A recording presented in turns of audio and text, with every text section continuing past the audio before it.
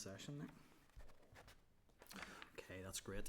Good afternoon, members, we're just waiting for a couple of other members to start, but we are now in open session for today's meeting of the Education Committee. I would advise members that the committee meeting will be recorded and broadcast throughout Parliament buildings and online, and I would advise anyone in the public gallery that they're welcome to use mobile devices as long as they're in airplane mode and that all devices are muted. And I'll just emphasise it's not permitted to take photographs or record any part of the meeting. So we'll move to item 1, which is apologies. We have no apologies today. I think I have an apology for lateness from Michelle, but no formal apologies for the meeting. And we do have both Colin and Kathy joining remotely. And for anyone joining remotely, any issues with audio or with indications coming through, please do let me know. And if I could just ask to use the raise hand function if that's possible to indicate to make sure we do see you when you're looking to come in. Item 2 is chairperson's business. So I'm going to just, there is item 2.1, there is a report from the informal meeting that was held with the Children's Law Centre on the 25th of March. I'm just going to propose I bring that into matters arising, where we also have some correspondence tabled from the department in relation to the Royal College of Nursing along the same, in relation to the same issues that the Children's Law Centre briefed us on in relation to restraint and seclusion. So we'll pick that up at item 4. Item 2.2, which has just been tabled quite recently, so in case members haven't seen it, I would just draw their attention to tabled papers.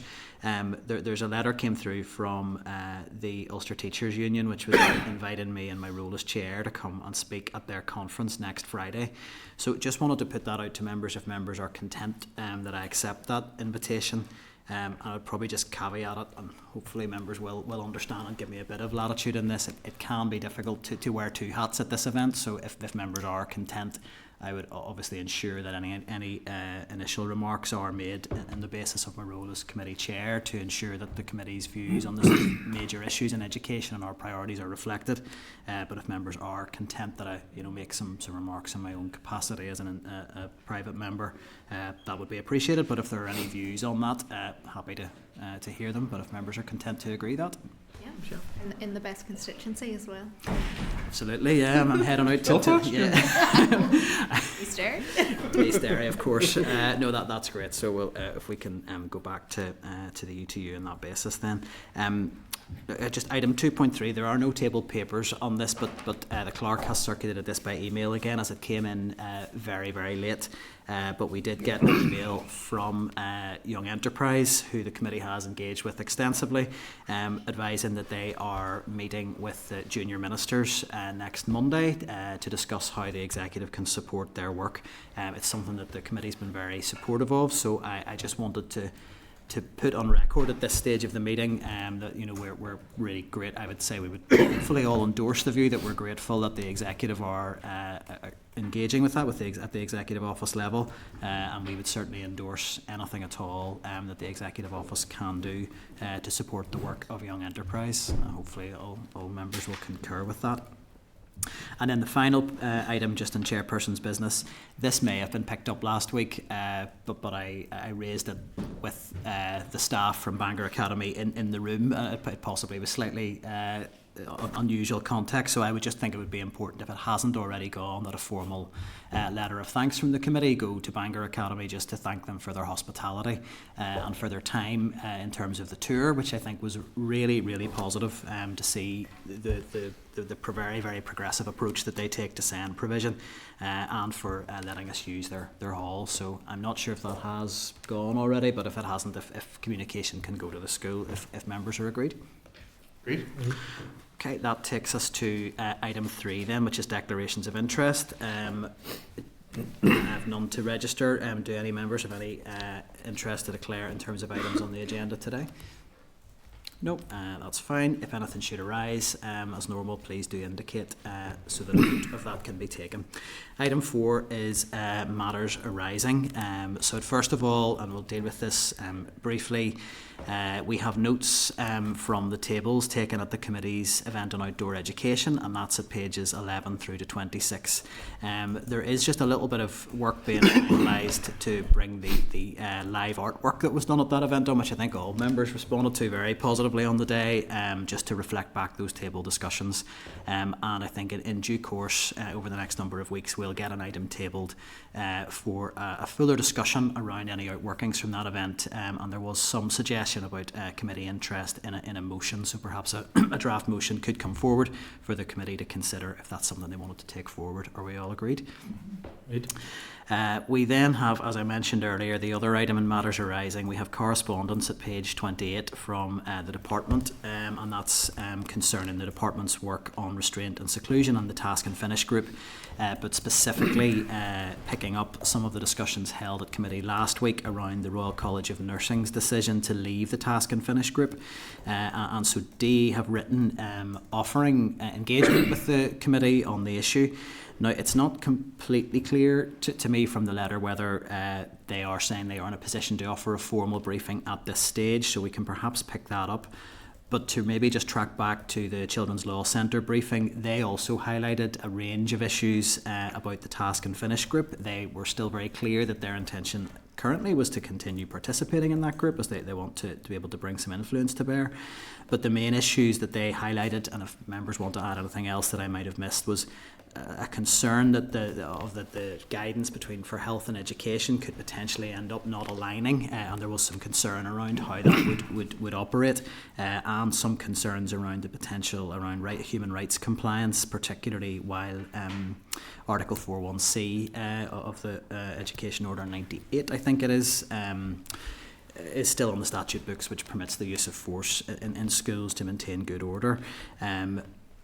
We also have the RCN's decision. So I would want to sort of suggest at this stage that we do go back to the department to respond positively in terms of engagement, but I would be perhaps happy to maybe through the clerk establish with the department, are they going to be able to come and give a formal briefing that will be substantive? The last time they briefed us on restraint and seclusion, it was essentially a briefing to say they couldn't brief us.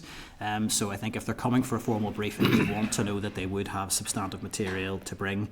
If they are of the view that an informal briefing, and indeed given our forward work plan constraints, if an informal briefing is deemed more appropriate, are members happy to delegate that to the clerk to find the most appropriate mechanism? For now, it is an informal briefing that they're offering. They are offering an informal briefing. Yeah. Okay.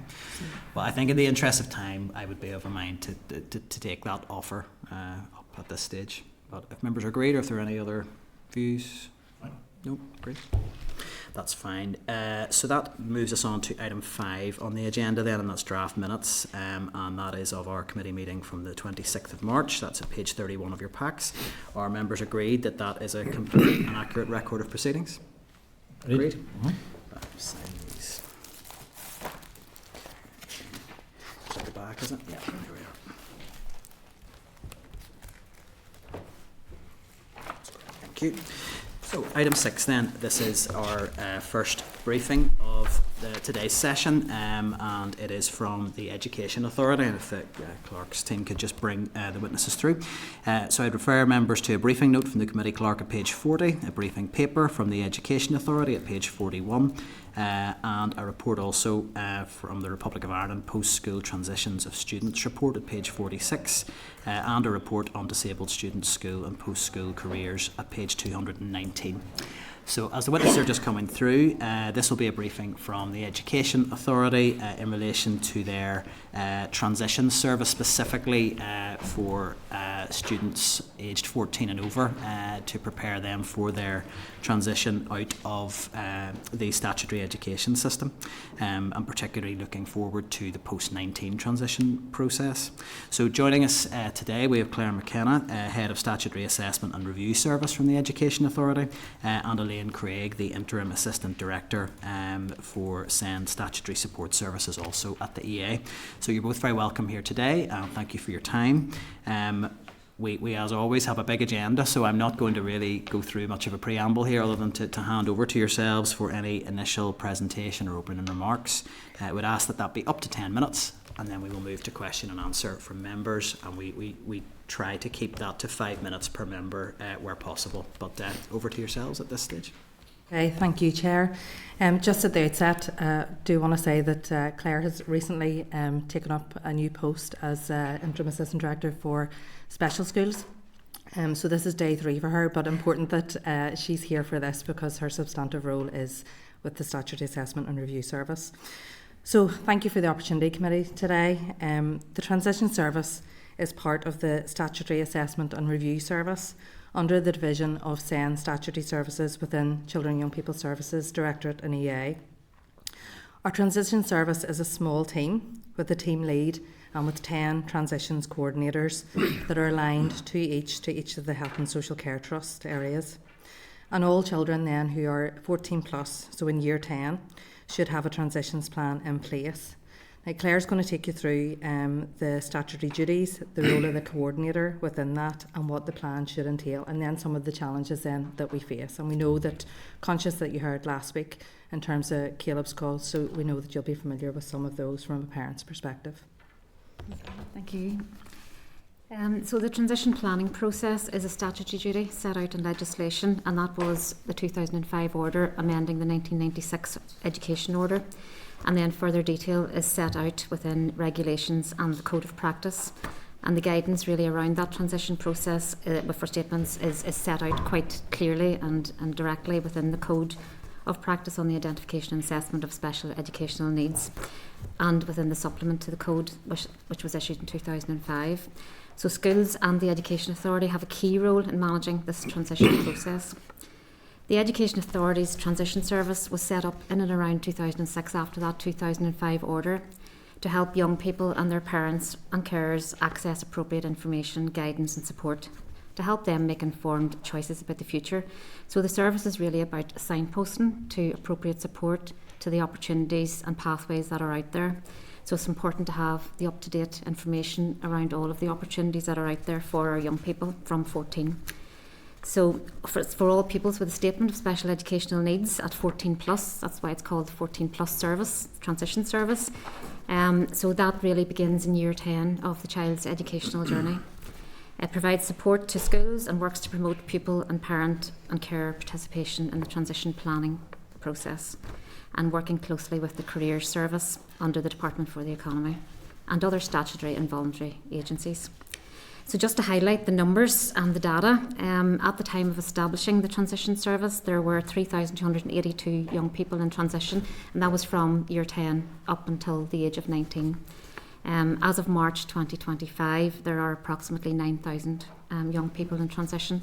So when you look at our team, we have 10 within the service, and that has been, over the last few years, we've had difficulties with recruitment and sickness and stress as well. So we've had a depleted number within that team. We're more or less at complement now with one person still to recruit. So that's a caseload of about 800, 880, I think it was, each there, with the 10, but more with the reduced service. So the role of that transitions coordinator.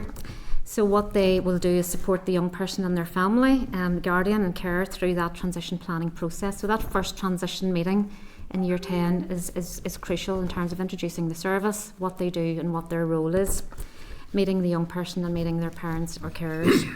They advocate for the young person, they liaise with and support schools in the implementation of the transition plans. So there's training with schools on how to prepare that transition plan. They collaborate with the various statutory and voluntary agencies and strive to overcome any obstacles prohibiting effective or smooth transition. They flag important dates, they will attend key events and make that available to parents as well, make sure that parents and carers are aware of anything that's happening in that space. Open days, events at FE and further education. So ensuring that the necessary information and impartial advice is available to assist in making educated decisions. So it's really supporting that parent to make decisions about where their young person should go, and the young person as well, what their views and aspirations are. And they will, the transitions coordinators... Sorry about that. It's okay. Hit the wrong button. The transitions coordinators will also organise visits or facilitate handovers to post-school options. So they will go and have those conversations with further education providers, training organisations, any events that are out there to support the parent and make the parent aware of that and help facilitate that and advocate for the young person. The transition plan then, that's a formal plan, and the plan sits within, I suppose, the annual review of the statement. So it's part and parcel of that annual review documentation that is reviewed every year. So it's developed at the first meeting in year 10, and then every subsequent annual review up until the child leaves school. And that could be at 16, could be at 18, could be at 19 if it's a child within a special school. I should say a young person within a special school at the age of 19. So the annual review, therefore, is in the pupils' year 10, will involve all of those who play a major role during the post-school years. Schools have responsibility for arranging that annual review, that year 10 annual review, and they will invite representatives of health and social services if they're involved. The career service, an important key role in terms of transition planning, and in addition the child's parents, a relevant teacher and a representative of the EA. And that will usually be the transitions coordinator or the SENLink officer, and depending on who's available. The career service is there to provide vocational guidance and assist the school and the EA in securing provision, advice, counselling and support as appropriate. Career services can also call an occupational psychologist who can contribute to the development of a vocational profile if there are concerns about future planning. So the purpose then of the transition meeting and the plan is to explore the young person's aspirations and views. You are aware that we now have a duty to get the views of the child, and I prefer to call it the views of the child rather than the voice of the child, because there are many children who are non-verbal and they can't express in voice, but they can express their views in other ways and means. So that was under the SEND Act 2016 as one of the few duties that have been commenced through the SEND Act 2016, and guidance and training has been provided to all schools on that, so they have a guidance on how to elicit the views of the child. The purpose then as well is to record the thoughts of the parent, guardian, carer. What are their views for their young person leaving education? Ascertain appropriate provision that may be suitable for adult life. Identify any actions to facilitate the move, and flag potential barriers. Identify the life experiences, useful practical skills, and that could include travel training, other practical considerations, any social or independent skills that are required. So the plan should therefore build on the conclusions reached following discussion at the meeting, and this should be reviewed every year until the young person leaves school. There is some cross-departmental work ongoing and has been ongoing for the last few years. So that's probably of note to committee that there has been cross-agency work via a transitions work stream, and that has included representatives from the Department of Education, the Department of Health, Department for Communities, PHA, Public Health Authority, Agency, the Education Authority and the Department for the Economy. And that has been concluded under the end-to-end review of SEN just by DE, and will now be taken forward under SEN Reform Delivery Plan. I have set out the approximate number of young people transitioning from special schools over the next 5 years. I thought it would be interesting for you to see the numbers are increasing quite dramatically. And this is just special schools. That doesn't include all of our children across mainstreams or specialist provisions who will be leaving education as well within the next 5 years. So you can see from June 25 we have 255 young people leaving special schools. By June 29 that's presumed to go to 539. So there are challenges within this space. There's an increasing demand in all SEN services, as you're very much aware of. This includes the transition service. It is challenging to be able to attend as many 14 plus reviews as possible, especially when you have a reduced service. In particular, the first to introduce the parents, as I said earlier, is so important, introduce them to that process and what can be expected, and to meet key people in the child's life. And the last one, of course, is very important as well. The interim ones, obviously, but the last one to ensure that the parents have the right information, that they're aware of the pathways that are out there, the opportunities, and are facilitated then to visit these. The capacity within health and social care trusts, that is limited in terms of providing disability opinions. It's something that we've taken through the work stream as well, and we are working, and we've met recently with the Department of Health to see how that can be facilitated a little bit more easily. We have a duty to seek a disability opinion from the Health and Social Care Trust under the Disabled Persons Act, but it's getting that information back, and of course, you know, that is an important key piece of information, because we need to know, our health trusts or day opportunities need to know where children are have a disabling condition and how that will impact on access to key adult services. So appropriate pathways for young people in training, education and daycare, that we know is limited as well. Every geographical area is different in what is available to our young people. And meaningful and engaging post-16 opportunities. So with the Minister's recent announcement of Education Update 18, we will need to ensure that there are agile pathways that meet the needs of all of our children with SEN. And there are wider challenges as well outside of the education remit. Special schools and parents have raised issues around accommodation, housing and supported living, and the impact this has on appropriate employment and learning pathways. And they also note that there are limited opportunities for pupils with physical disabilities, as currently most of the supported opportunities don't cater for adults with physical disabilities. And that's the views of our special schools coming through in the survey that was concluded at the end of 2023. Elaine, I think you want to just address some of the transformation agenda. Yes, given we've moved to the SEN delivery plan, I think it's important to note that it does commit to a number of actions in relation to transition, so including the introduction of agreed data sharing arrangements between education, health and economy. I think we've come a fair way in terms of how we share information with health, so that would be good to see that rolled over then into economy as well.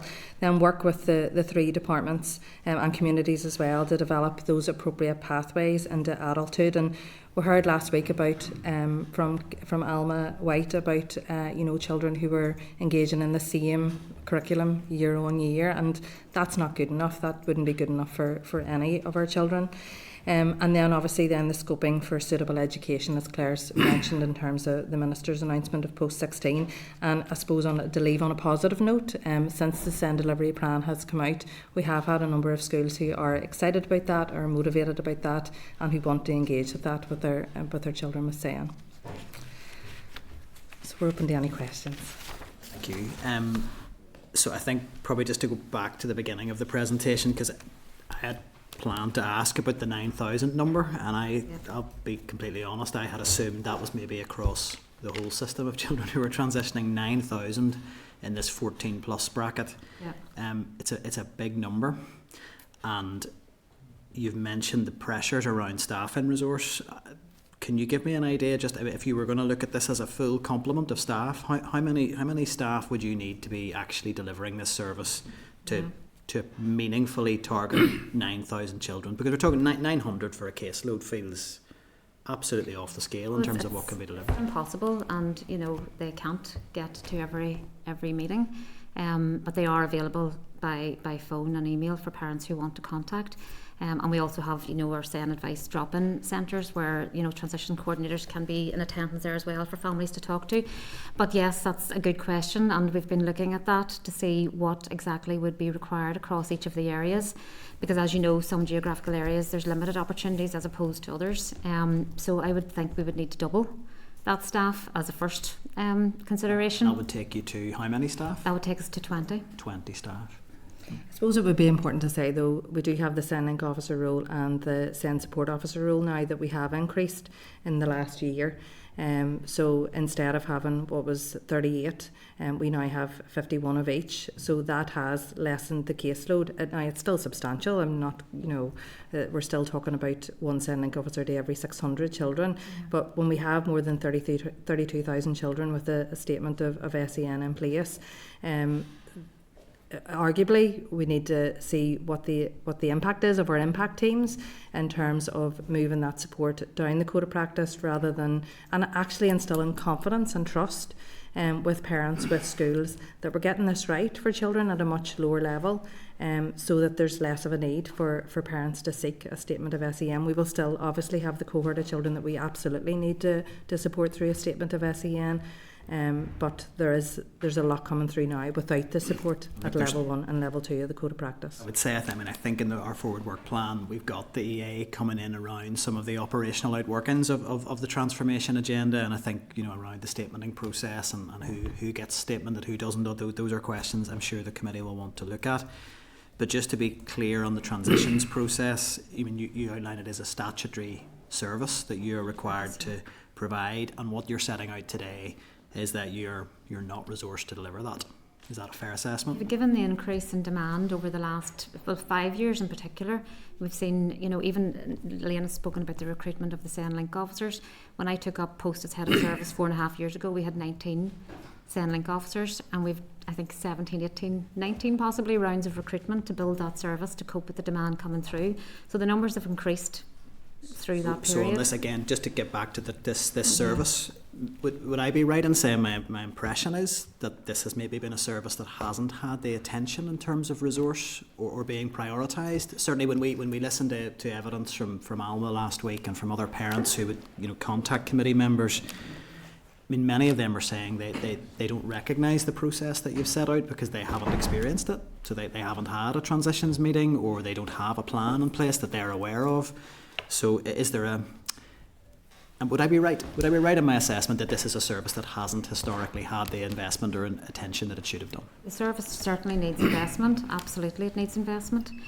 Because we do want to be out there at all of those reviews. The transition review is tagged on to the annual review, so it supposes that understanding with parents as well, that it's all part of the same process.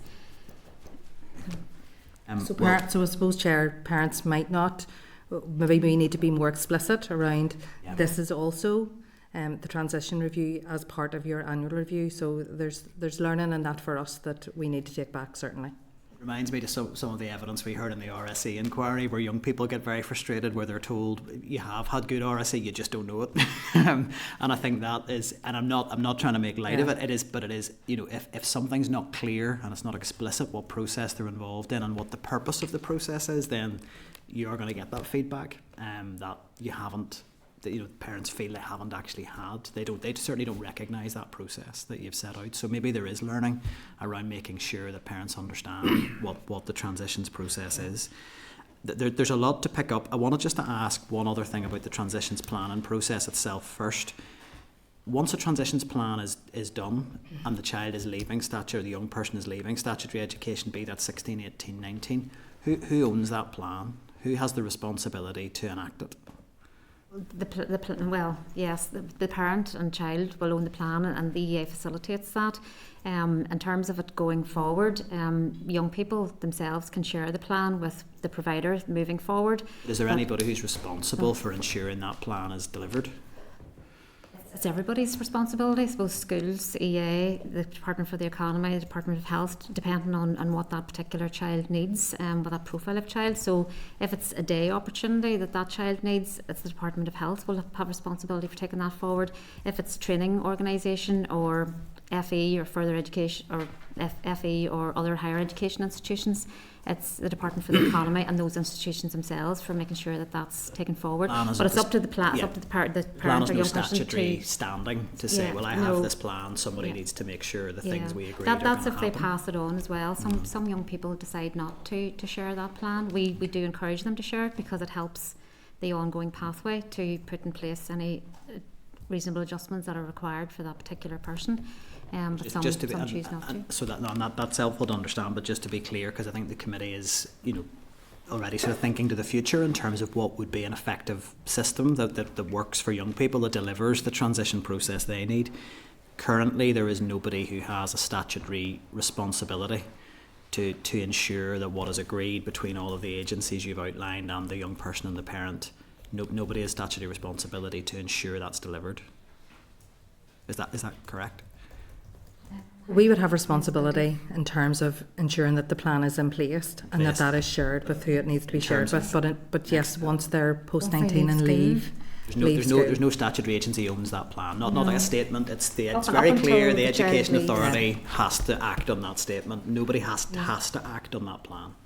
Up until the child leaves, I suppose it's the EA's plan along with the parents, but all of those other agencies should be involved. But yes, once that child leaves school, the remit, I suppose, leaves education. But ideally, it's already in place, it's already being enacted prior to a child leaving school. Okay. Just one other question from me then, and then I'll open up to members. You talked about the possible changes around remaining in education or training until 18, with possibly a legislative change coming, and that there's been engagement around what post-16 provision might look like, where there are gaps. In terms of our either special schools or mainstream provision for young people with SEN, are we looking realistically at that being widened out so that special schools that don't have post-16 provision are going to be facilitated to provide that, that potentially schools that don't have post-16 provision that's appropriate for SEND pupils, are there processes at play now that will actually allow that to be facilitated? Additional plan, I suppose, yes, Yeah. is 3 to 19 pathways. And as Elaine said earlier, some schools, I can name a few schools that are actually actively setting up post-16 provision. But yes, I suppose we would like to see those pathways available for those children coming out of year 12 if they still require that type of provision. But we have a statutory duty to those statutory school age children as well, and you know the limitations in that space in terms of capacity. That's just then on one specific school on Thornfield, so that the regional centre for speech and language. I know there's been a lot of interest, and from parents have been very interested in whether there's scope for any provision beyond 16 who may have been feeling that there was really positive input they were getting at Thornfield, and then a bit of a cliff edge. Is that something that there is any progress that you can update us on? What I can say is that there are discussions ongoing with Thornfield at the moment to explore that. So, and we haven't got to the end of those discussions yet, but I can come back on that. So, yeah. That's helpful. I'll pass it over to the Deputy Chair. Apologies once again for the interruption during your presentation. I think that must have been the Hugo Duncan show, but I don't know how it came on. But in any event, under the new SEND framework, it's proposed that responsibility for preparation of the transition plan will move to schools rather than the Education Authority. And given the context we're in at the minute, where the teachers' unions have an issue around workload on teachers, are you not concerned that this is going to place, an extra burden on teachers or on schools? The transition plan is already prepared by schools. They prepare that as part of the annual review documentation. We will provide training and guidance on how to effectively do that and work with schools, but the transition plan is prepared by schools already. So I suppose it's not going to be it's not a new workload issue for schools. And explain to me what the distinction is then with responsibility passing to schools. Has the overall statutory responsibility Right. For children with statements. The other thing that will make the workload hopefully a little bit lighter is that all annual reviews now have to be submitted through the EA's EA Connect portal, and that has reduced in terms of all of the work heavy paper-based load that schools have had. So they're submitting the transition plans through that portal now as well, which we hope will help. Schools were asked last year to send all of their annual review documentation through that portal, as opposed to sending a mixture of paper, emails, electronic means. So it's allowing us to kind of baseline all of that as well and see what's coming in and support those schools and get the data from it in terms of outcomes as well. And are you saying then that this new portal should streamline the whole process? It will help streamline it a little, yes, absolutely. Right, We're okay. also in the space of building an end-to-end case management piece, and that's in discovery workshops with our software developers at the moment, so that will also help schools. Okay, and the Education Minister has stated that Section 4 of the SEND Act 2016 isn't reliant on new SEND regulations being made through the Assembly, so can be commenced as soon as the Education Authority and the Department of Health are ready. So is the Education Authority operating the transition services on this basis in full cooperation with Health? Absolutely, yes. Apart from what I'd mentioned earlier around the disability opinions, there's work in that space that we're working very closely with Department of Health on, and trying to streamline that process and facilitate Health and ourselves in terms of getting those disability opinions in before the age of 14, and those obviously that come after that as well into the system. So yeah, we are working closely with them, and we do have those. I suppose I'm asking you that because in other areas where there should be cooperation between the department or the EA and the health department, there have been complaints that cooperation isn't as good as it should be, and in some cases doesn't exist at all. So you're confident that there is full cooperation between yourselves and the health department? Well, health, and especially the statutory end, which I've been responsible for the past 4 to 5 years, we've worked very closely together. We've had monthly meetings right through in terms of all of the statutory pieces, the statutory advice for statutory assessments, all of that work. So we do work very closely with them, and we'll be working through this, I suppose, the SEND transformation piece as well in terms of transitions. The disability opinions I've already mentioned, and we have meetings in place to address that. Do you want to add anything, Elaine, around that? I think at our level, there's very strong commitment from both health and education to think that there's issues that need to be better resourced to allow that to happen more efficiently. Yes, of course, but we're never going to argue for less for either department, really. Okay, fair enough. And just finally, given the rising numbers of young people who are in that transition process, and the expectation is, I presume, that those numbers are going to increase in the time ahead, how difficult is it to find pathways for those young people? It's incredibly difficult, I'll be brutally honest. It's incredibly difficult. And if you look at the special schools, there was a survey done at the end of 2023 through the work stream that I mentioned, and special schools in particular were coming back saying that the pathways are not there, and some of the other stakeholders were coming back those were the main pain points in terms of transition, that the opportunities weren't available moving forward. So that's... Have you any suggestion yourselves as to how more pathways could be opened up? Is it resource? Is it better information? Any ideas at all? Probably a mixture of a number of factors. Resource, yes. Short-term funding has impacted on training organisations and training opportunities for young people leaving school. So there's lots in that space. Daycare opportunities for children who need that extra nurture and care, leaving our special schools with profound and multiple and severe learning difficulties. So yeah, a number of factors. All right, thanks for that. Thank you. Can I add, Chair, to that? Yes, no.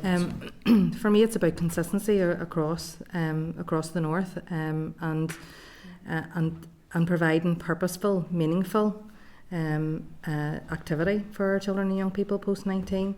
And we're not there yet because there's the difference in terms of geographical spread, and it's almost similar to when we're talking about preschool SEND placements and P1 SEND placements. We have the same kind of issues in terms of trying to make sure that we get the right provision in place, and we get the right support for that child, as we have them when we get to the end of the education career, if you like. Thank you. Thank you. So Michelle, you had indicated next. Thanks, Chair. Thanks very much for the briefing. I'm going to start with the post-19 Caleb's cause. Obviously, Alma was with us last week, and it was really difficult to listen to the experience that she's having. So the question I was going to start with was around the 14 to 19 framework. There is an action in there to work to identify post-16 and post-19 opportunities for special educational needs learners in special schools. So what kind of involvement have you had in that framework to date? Education more, isn't it? Yeah. Our colleagues in the Education Directorate would have had more involvement in terms of that, but operationally and on the ground, if you like, with that first, and I know that wasn't Alma's experience in relation to her son, and we can go back and look at that. And it is, for me, it's about making sure that it's not just about the annual review, that we're very clear, you're starting now in terms of the transition pathway, this is what this means. These are all of the different organisations and resources that are in your local community. And actually our special schools take a great lead in that, because they'll already be part of the community, and they'll already have involvement as to who's best placed to meet children's needs. And sometimes those agencies are already involved with that young person. So operationally, for me, it's about making sure that we know what the pathways are in each of the geographical areas, and that's why we've specifically aligned those transitions coordinators to the local trusts. Nothing specific there around post-19 opportunities that you're dealing with or working towards? Responsibility, I suppose, for the Department for the Economy and Health in terms of setting those up and having them available. Schools, and I suppose I should have added to what Elaine said there earlier, schools will have good links with industry and businesses as well, where that's appropriate for a young person leaving school. So I guess the impression that you're given is if anybody, it's sort of quite a reactive service, if anybody's lucky enough to get a plan, nobody's responsible for that plan. Is anybody monitoring whether placements are appropriate or successful when somebody actually manages to get one? Is anybody keeping an eye on that? But every child will have a plan, and you know there's a number of things on that plan that will be addressed: their aspirations, their future planning, what they would like to do leaving school, what their parents' views are, what curriculum they're involved within at that particular time. But I've lost my train of thought there. I just But trying to yeah, understand if we're keep monitoring Oh, yes, the success sorry, of yes, this. Really, yeah, are people Our keeping transitions coordinators- statistics or keeping Yeah. records of just kids getting placed and how successful those placements are? Are they appropriate? Or are people having to go back into the system and start over again? Transitions coordinators will know where all those children have gone to and what their pathways have been. And I suppose that EA Connect system that I talked about earlier, in terms of schools uploading their transition plans onto that, will allow us to run reports from that as well to see, you know, what the outcomes have been and what recommendations have been made for the young people leaving at any particular age.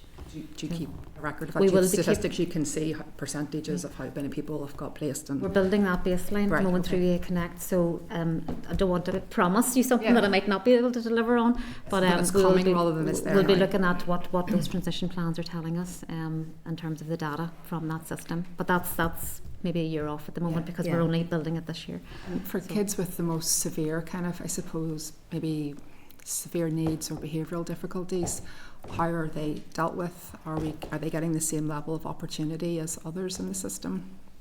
It will depend on those links that schools have with local agencies, voluntary agencies, and what's available in terms of what's set up under health or the Department for the Economy in terms of training organisations or further education. So it will depend basically on what's available in any particular geographical area, and we know it's limited.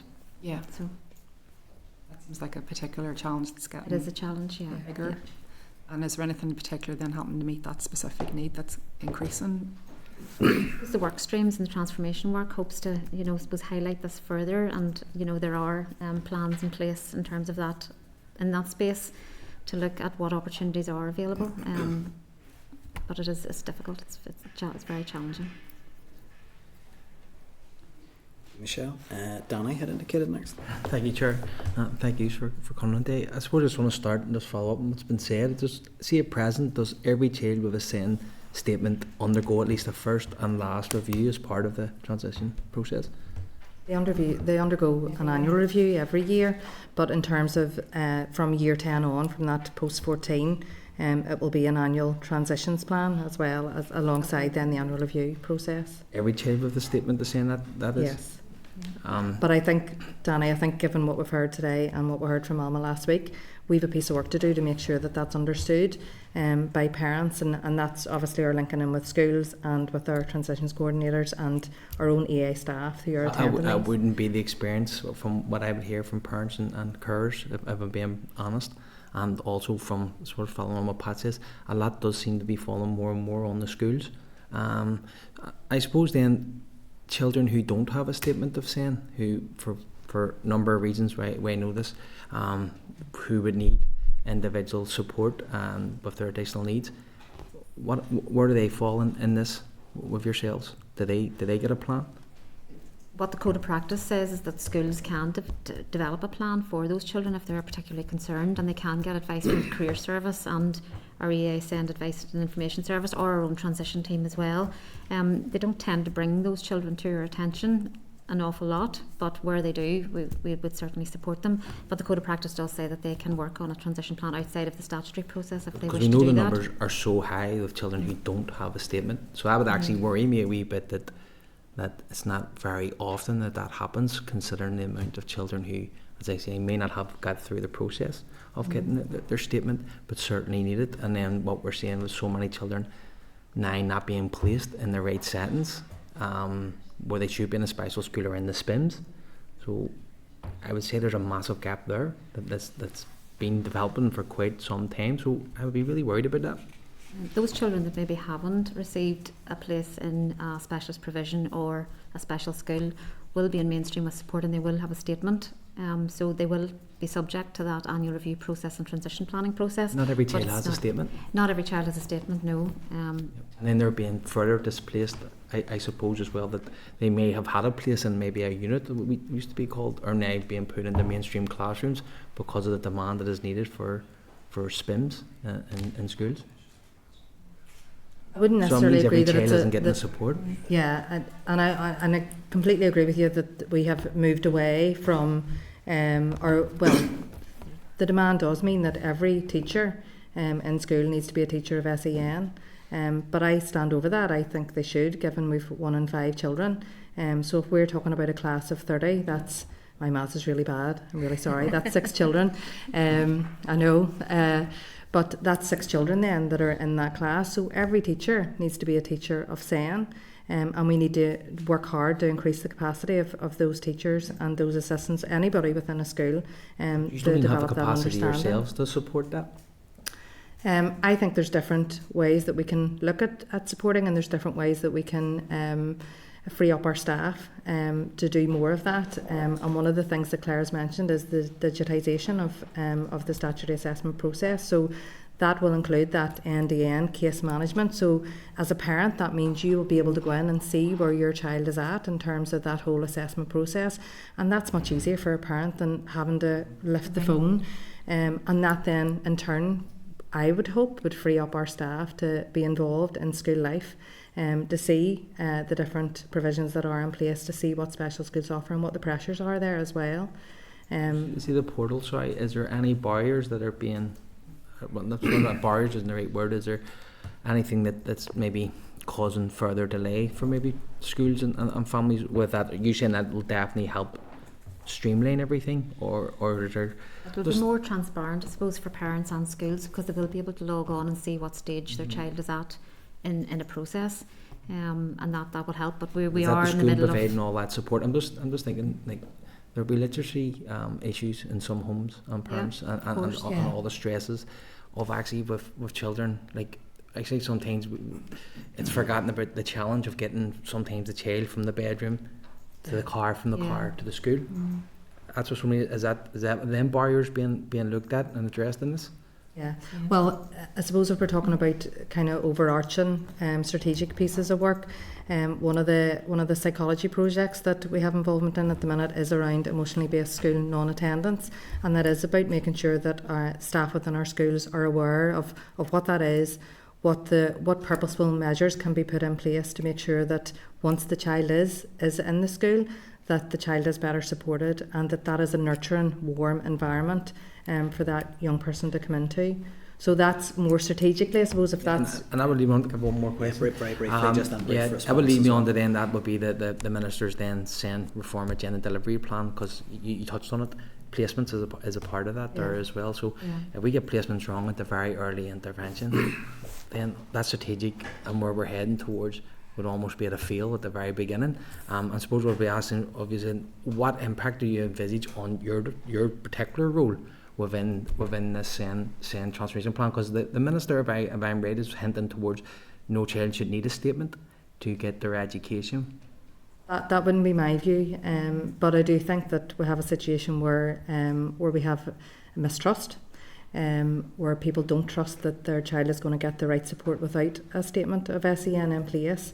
And surely we've got to do something about that, because you're right, Annie. There are many children who have special educational needs who haven't come through for statutory assessment, but we still have more than 32,000 who have.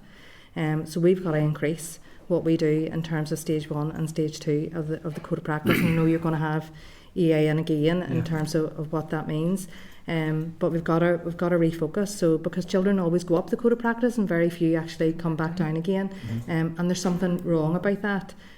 Surely if we put the intervention in place, then we should have children who go down the code of practice rather than always going up and staying there. But it's confidence in the system, as Yeah. you said, and that's what we need to build with parents. I mean, I think that there's going to be a lot of interest in that issue, and I think we'll probably have a good chunk of time when the EA is next in to look at those very specific issues. So I'm going to bring Colin in next. Thanks, Chair, and thanks to the panel for your presentation and time today. And apologies, I'm not there in person to ask the questions, but In your opening remarks, you touched briefly on the cross-departmental and the multi-agency approach in regards to the input process to the plan. Can I ask, what's been done to ensure that the young person remains the central figure in the transition process?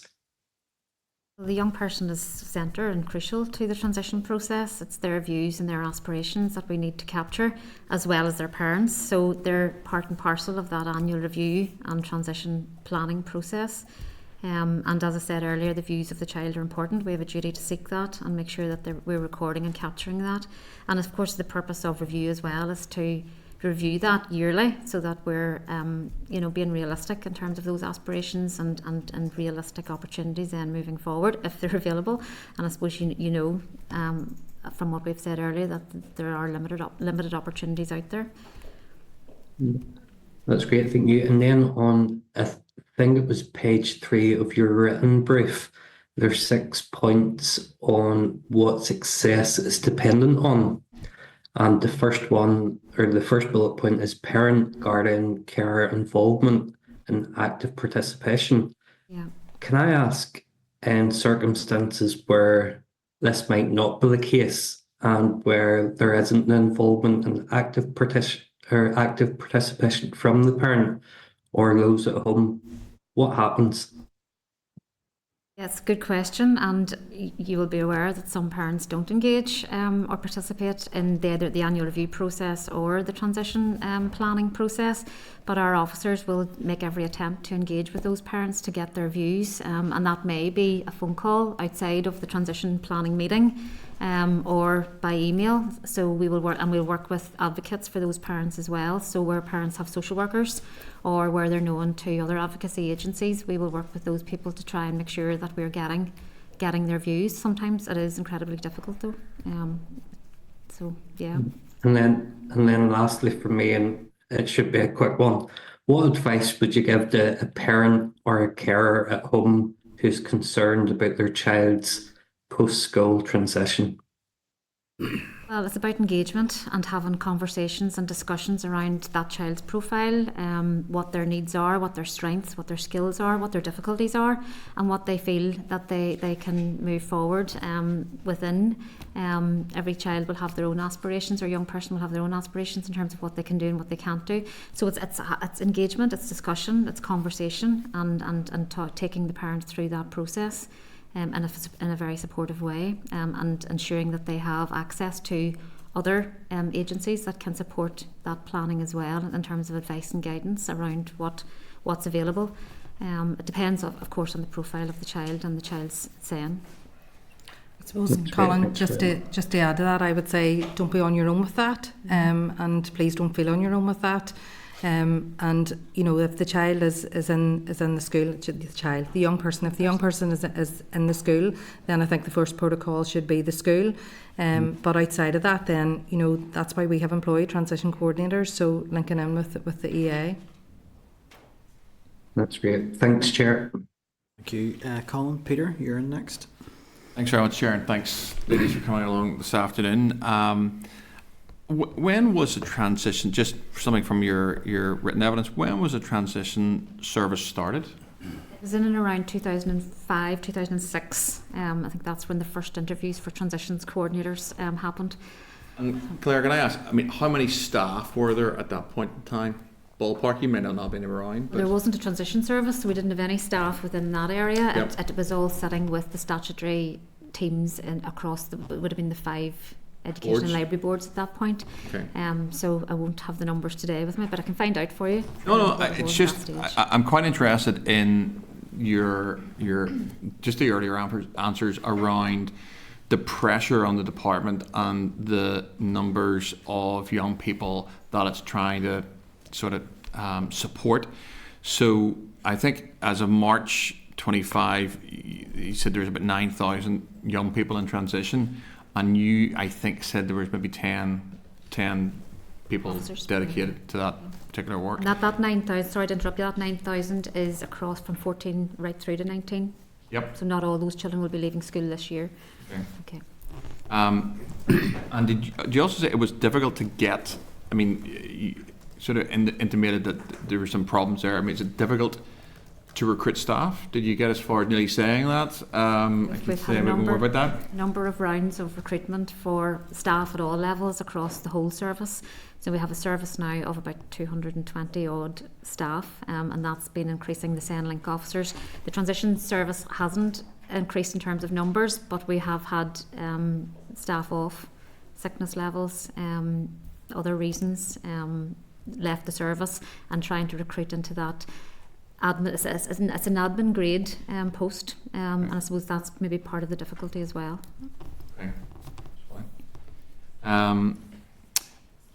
Just turning to sort of that thing that other colleagues had asked about, that the relationship between education, health and economy, and the sort of the duty to seek information I scribbled down on the way through there.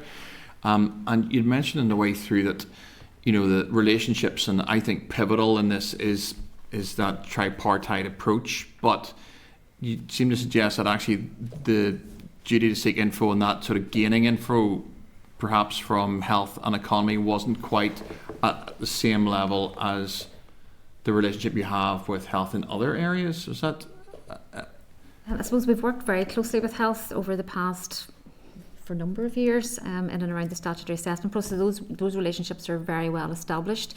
The transitions team themselves will have good relationships with the career service, which sits under the Department for the Economy, and with health, where health professionals are involved with young people leaving special schools, and the schools themselves will have those links. I suppose I'm working a bit more closely now over the last year with the Department for the Economy. We've met several times in the past number of weeks, and we're actually meeting with them now in a few weeks' time again, the career service in particular, and we're doing a presentation for them on, you know, our processes and how that works, and just to give them a better understanding as well. And they're doing that likewise for us, and I know they're doing their own research in terms of what's available out there at the moment. And we're waiting to hear that information as well. So it's not that we're not working with them or we don't have those relationships, but we're increasing and working on those relationships all the time. Okay. I had one more question, just around the sort of pathways and, you know, what happens at the end of the journey for some of these children, where they go next. And I noted that I think you said in the way through that it was incredibly difficult sometimes in that forward transition, if I could put it in that context. I was very interested in somebody else, I think, nearly asked this question or did ask it, but I was really interested in you just mentioning a little bit more about it, about what does a really good transition look like? I mean, so and what are the barriers to that good transition? Is it simply you know, the pure supply of places, or are there other factors that create tension in getting that place? So that was my final question. I was interested to hear a wee bit more about that particular detail right at the end. What does good transition look like, and what are the issues with that? Well, I suppose good transition planning will be where everybody that's involved with that child is attending those reviews as we move through from 14 plus, and we have a very clear profile of that child and what that child will benefit from post school, post education, and having that place that has been determined as most suitable then for that child to move to, whether it's daycare, whether it is day opportunities or training, FE, whatever that might look like. And that's obviously ideally what we want for all of our children, that the right opportunity is there for them depending on their profile of need. Just in terms of that, just briefly, Peter. Very briefly, Chair, would you characterise it that there's no issue with the supply end of that arrangement? So by that I mean, you said daycare, day opportunities, FE, and obviously it'll depend on each individual child. But in terms of transition out, are there the opportunities out there? In essence, that effective transitions are being made. It's clearly not a criticism of the service or transitions or anything like that.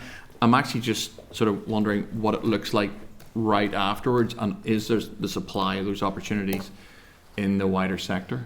I don't think there's enough. I think it is an issue with supply, absolutely. And when we look back at the survey across all stakeholders, that was the key thing that was coming out time and time again from parents, schools, health staff, ourselves, that, you know, the opportunities are, there were high levels of dissatisfaction in relation to support for families, high staff turnover, which was about social services, that was coming through. A mismatch even between the criteria used, because health education uses specific or special, can't get the words out, special educational needs in terms of difficulties, whereas the Health Trust will use the word disability. So there's a mismatch there. Opportunities, post-16 offer not suitable for some children with SEN, and lack of options in FE and training. So those are the types of information that were coming through. Perfect. Thank you very much for your time. Can I? Yeah, no other indications. So, Cara, I think. I'll be very quick, Chair. Thank you so much. I found today very detailed, so I'm grateful that you're here. Can I just ask then, I know you had noted about physical disability and the challenges that still exist there, and I recall very clearly I had a constituent who's an older man now, but he talked about his years in trying to get work experience as a wheelchair user, and finally someone had reached out and said, I have work experience, and then when he landed on the day, he said he was met with 17 stares. Yeah, gosh. And he said to this day it still pains him, it still hurts him, and it is something he'd mentioned to me to try and change. So it's good that the EA is mindful and aware of these barriers, literal barriers that still exist in accessing education and opportunities. What would your recommendation be to this committee, to the Education Committee, to ensure that we are facilitating opportunities for people who live with a physical disability and wheelchair users? You know, what can we do more of? Should we be collaborating more with the Economy Committee, for example, to identify this challenge, to get a more detailed understanding of it and try to fix it? Yeah. You know, at the outset, I'm minded to go back to last week when you had Alma here and her challenge to you as MLAs, and I took that as a challenge myself as well. You know, we've got to take the lead in that, so we've got to provide the opportunities for these young people as much as, you know, looking to Department for Economy and everybody else to do that.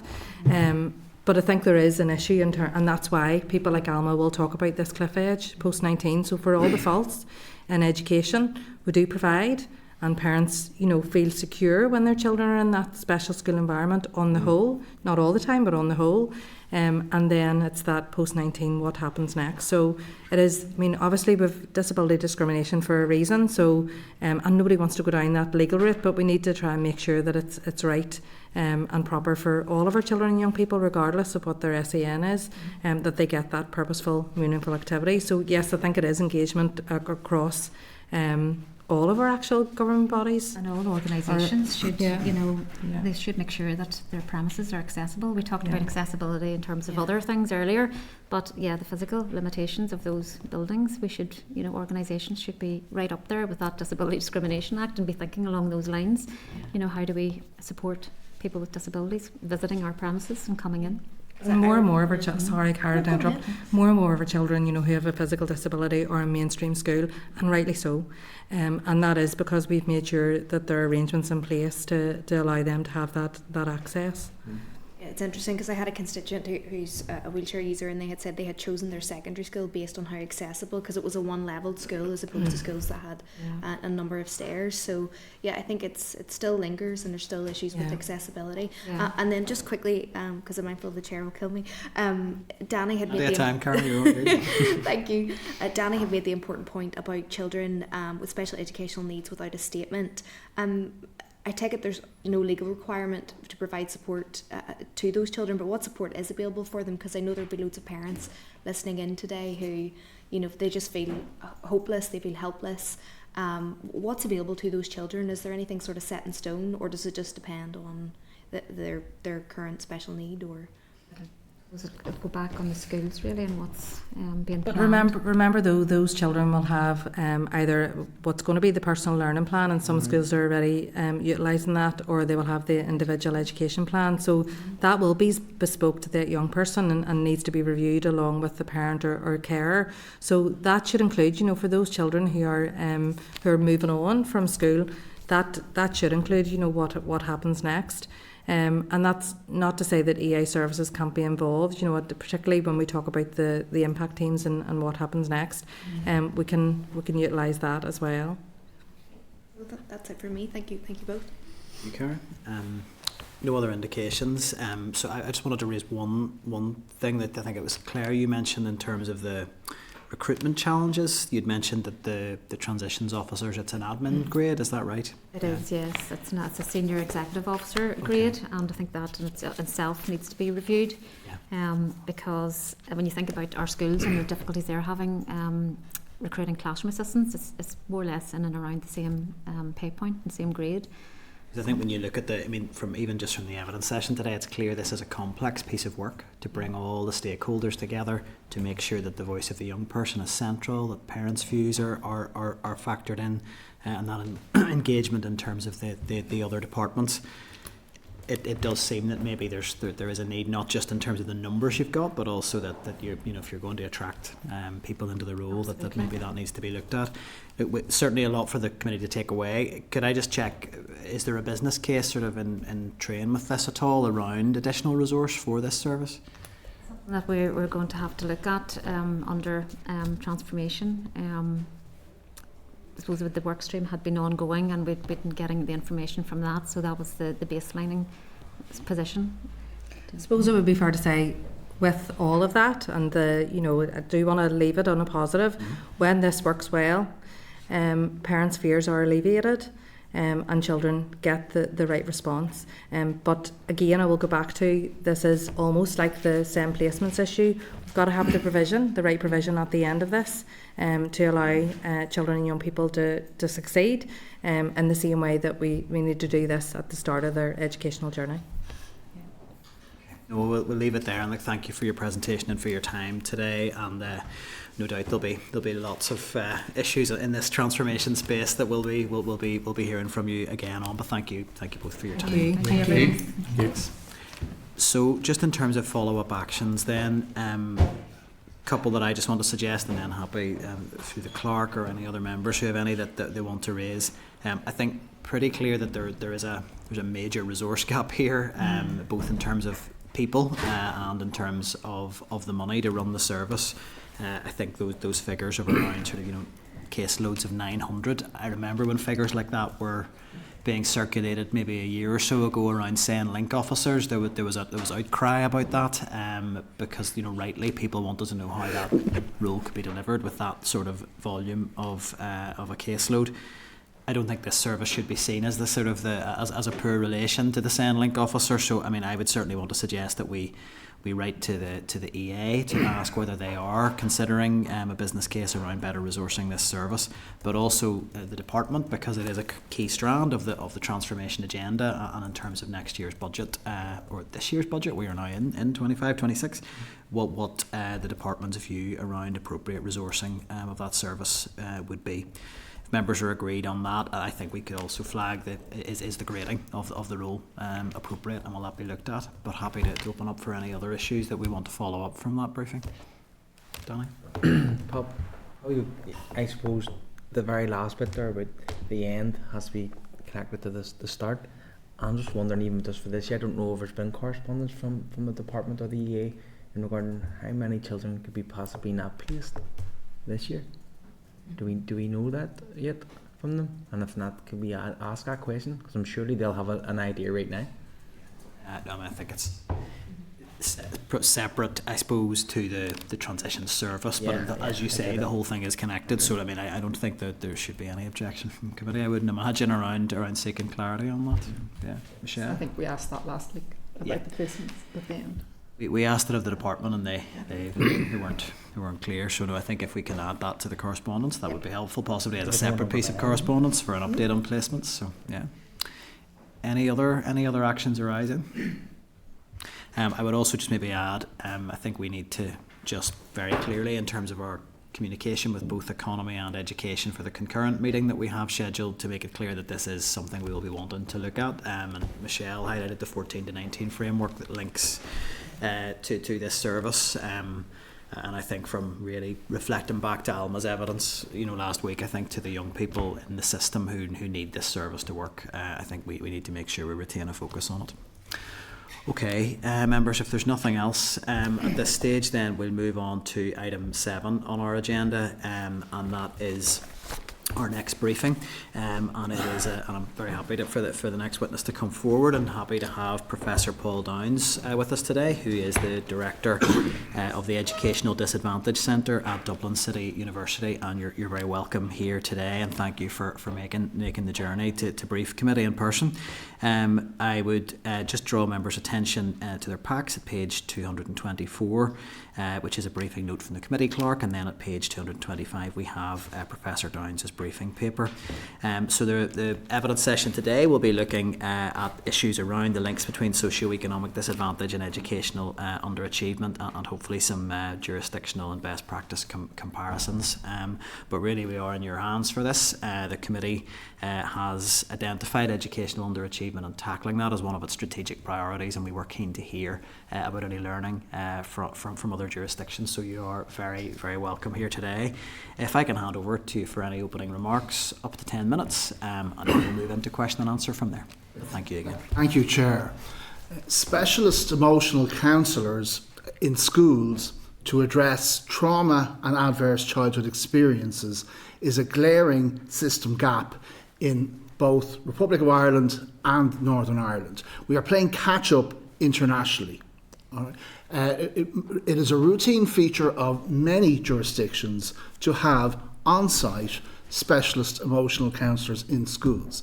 This is not reinventing a wheel. This is something very routine in many countries, and we really, I think, both North and South are I think now waking up with the pandemic to this issue. They've taken their head out of the sand to realise that this is an education issue, and that it affects children's lives. And the research across early school leaving is pointing to mental health and early school leaving having strong associations. The OECD review of the DESH scheme in the South looked at the issue of mental health. They recognise mental health is a poverty and social inclusion issue. So we see that's there. I would also emphasise that the current sort of set of services that we put in place in schools are in many ways fudges. That they are. First of all, teachers cannot be therapists. All right, they cannot address the complexity of these aspects. It's not neither in their training, and they don't have the time.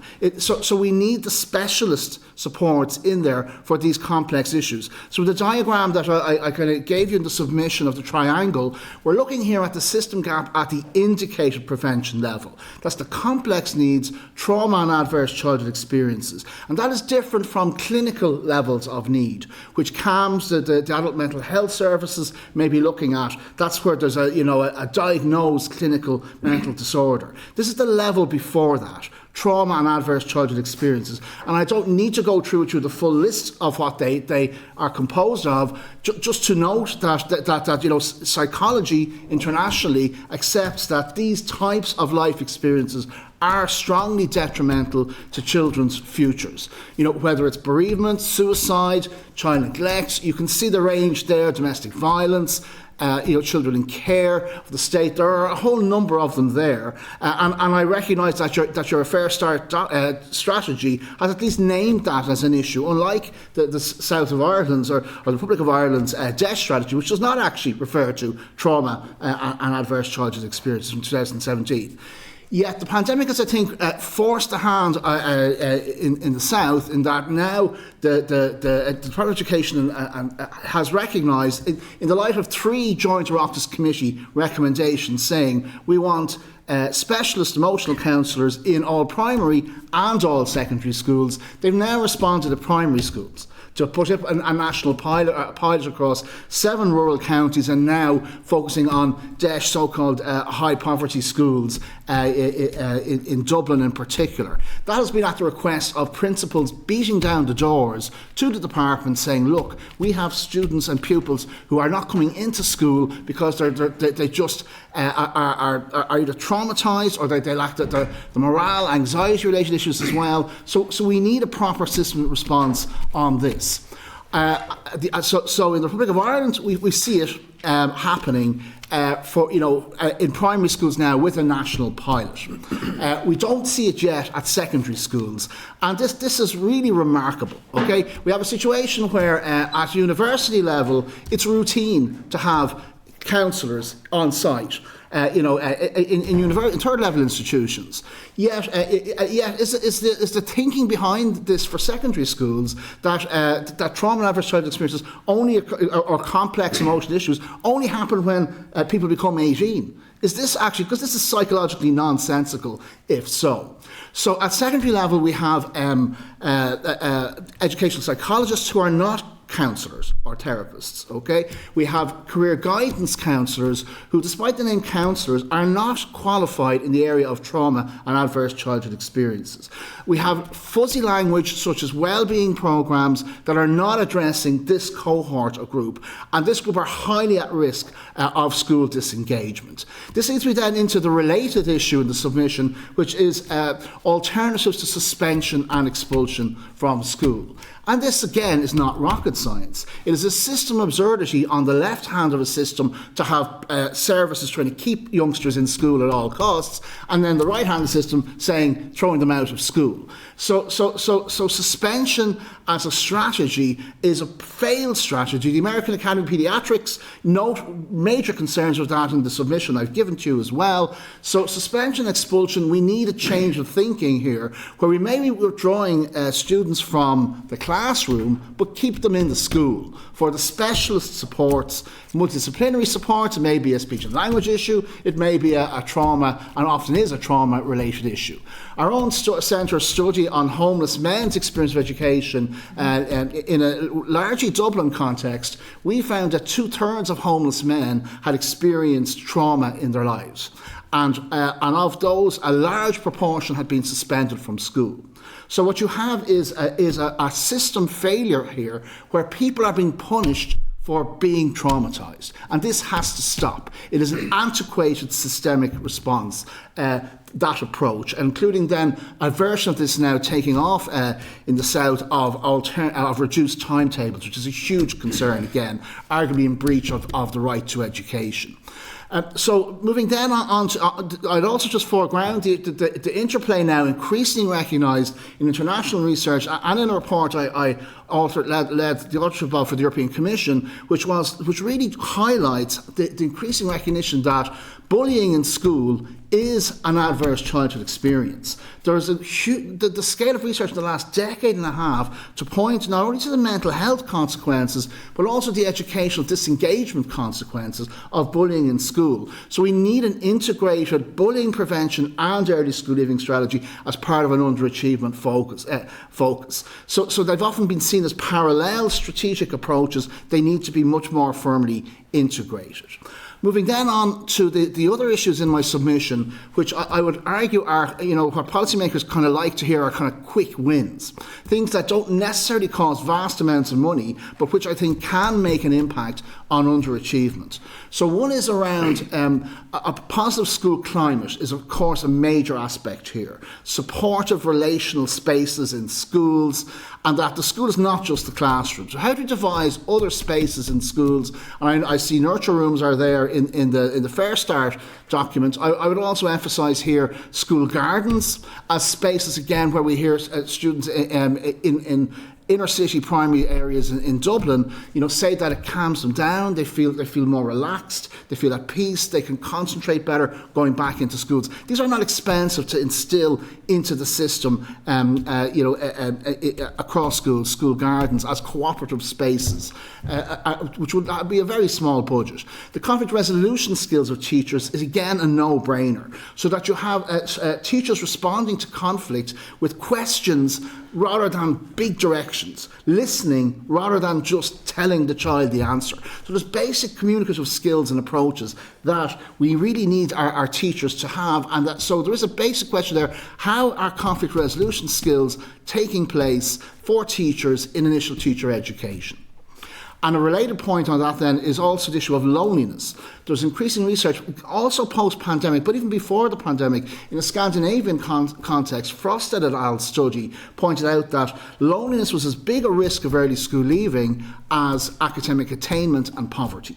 So how we are creating our social spaces in schools, how we are equipping our teachers in schools for those to develop those social spaces is an important initial teacher education focus. And the last one then, just to keep you awake, is the topic of sleep.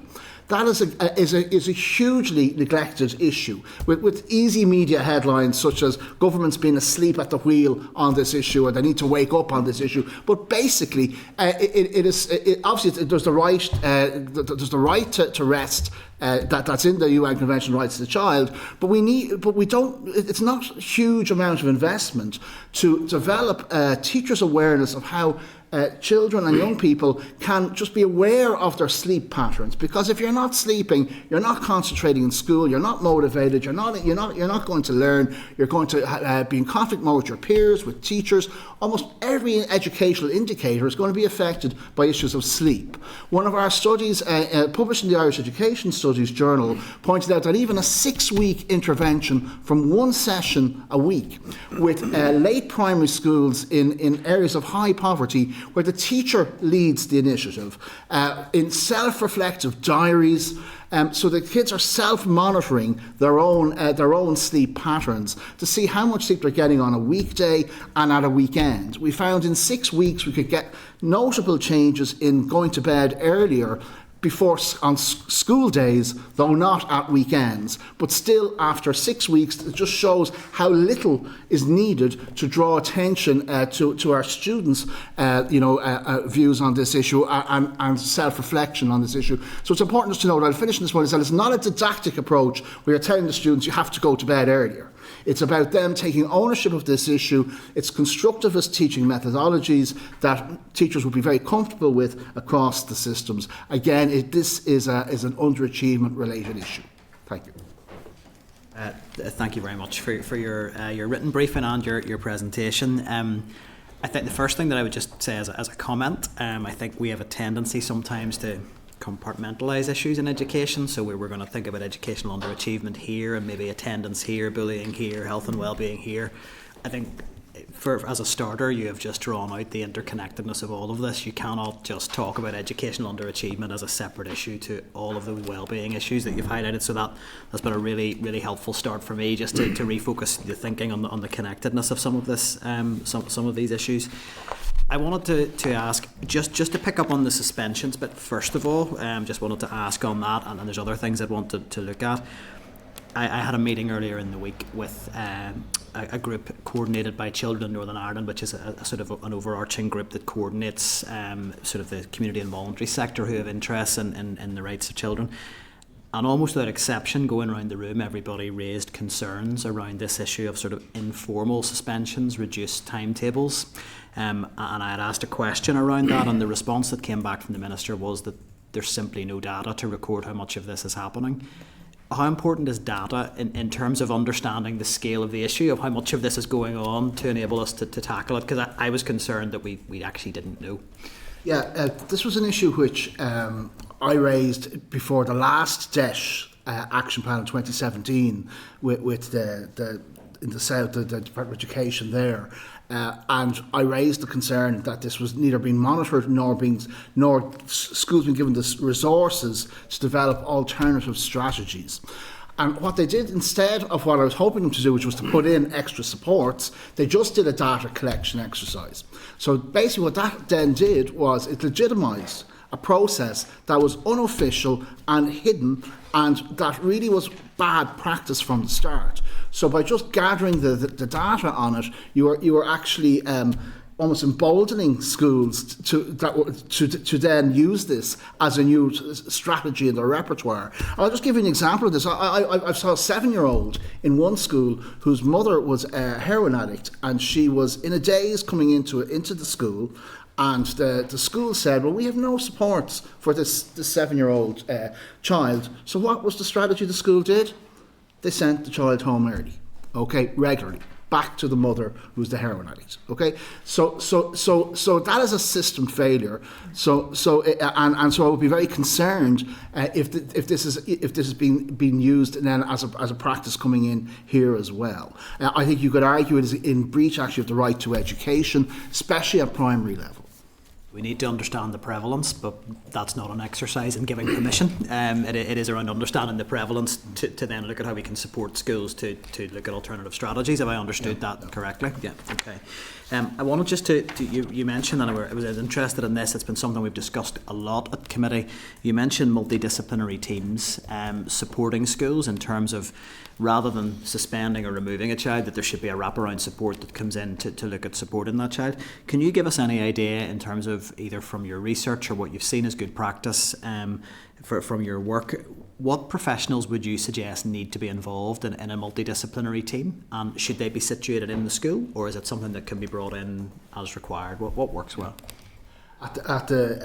In the Southern Irish context, at the Oxford Education Committee there, I said to them that in Denmark you have a multidisciplinary team for every school. We're just looking for one for an area. If we could even get that, how brilliant it would be, and particularly looking at areas of high poverty. So if you're looking at, okay, in my view, what we need in these teams are, number one, specialist emotional counsellors. Number two, speech and language therapists. Obviously, you could have a behaviour issue that may be a language issue that may be, need to be addressed in interplay with the counselling aspect. So now I think the other part that would be a family support dimension. Now, in the Homeschool Liaison Scheme is one example of that in the Republic of Ireland. Now, I think there are strengths to that approach, and that could be more part of a team. That is a teacher going out to engage with parents and families. The OECD have raised the question about whether this could be broadened beyond teachers to include other professionals such as social care workers as distinct from social workers. So I think social care workers who can engage, or family support workers who can engage in a non-threatening way with families to get, and we're talking here about the high need families, family outreach supports there. So I would suggest family support worker, specialist emotional counsellor, speech and language therapists as the key aspects of such teams. This is increasingly been seen in European policy context as an issue, as well as the OECD and international and the UN as well. So we need to move towards the idea that schools are not just around teachers. It's often said schools can't solve the problems of society, but if you broaden the concept of school to include not just teachers but a wider set of professionals, then you can have a situation where many of the issues, now not all, but many of these issues can be addressed, because no one profession has all the answers for complex issues. In terms of your experience, so in your context in the South, is that a sort of in terms of funding, is that jointly managed between education and health, or is there one department that takes the lead? We have a perennial problem here of it's sort of, it's like it's kicked back and forth between the two departments to say, well, that's for you, and it doesn't often then land where it needs to in schools. Well, this is still a nascent area in the South. We are.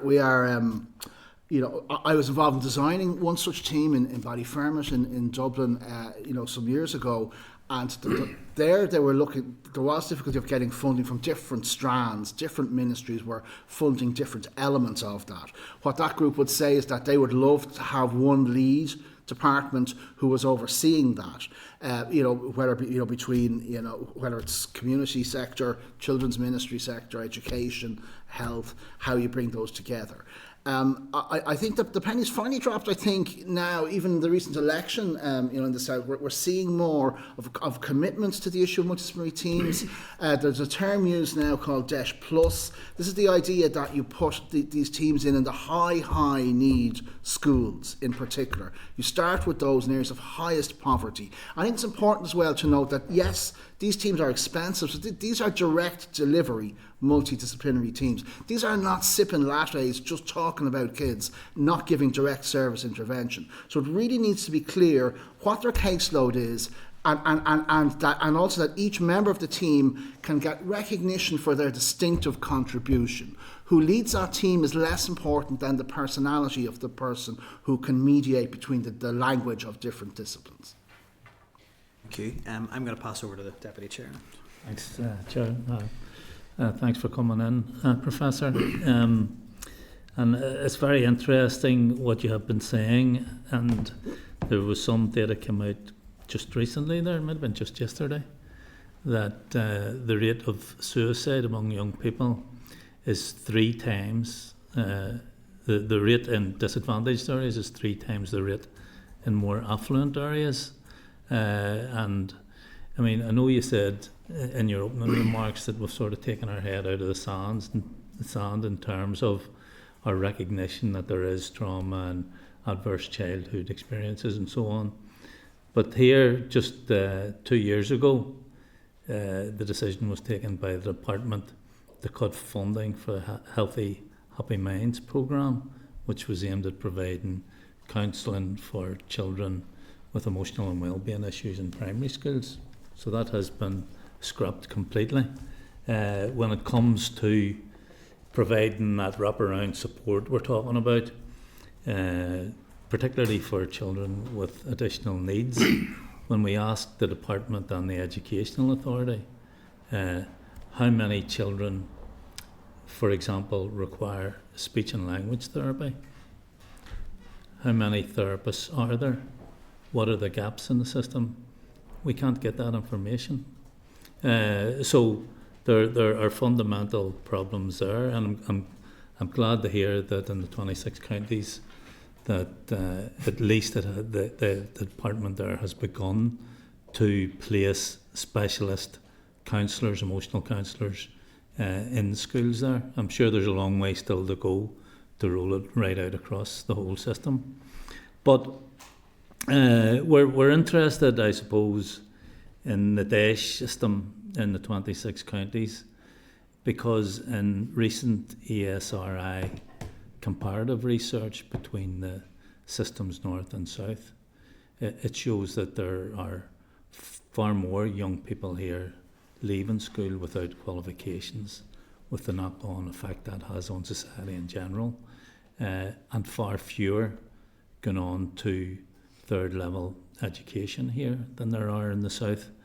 I'm just wondering, I mean, the DAESH system was set up almost 20 years ago. Have you any idea yourself? And I know your specialism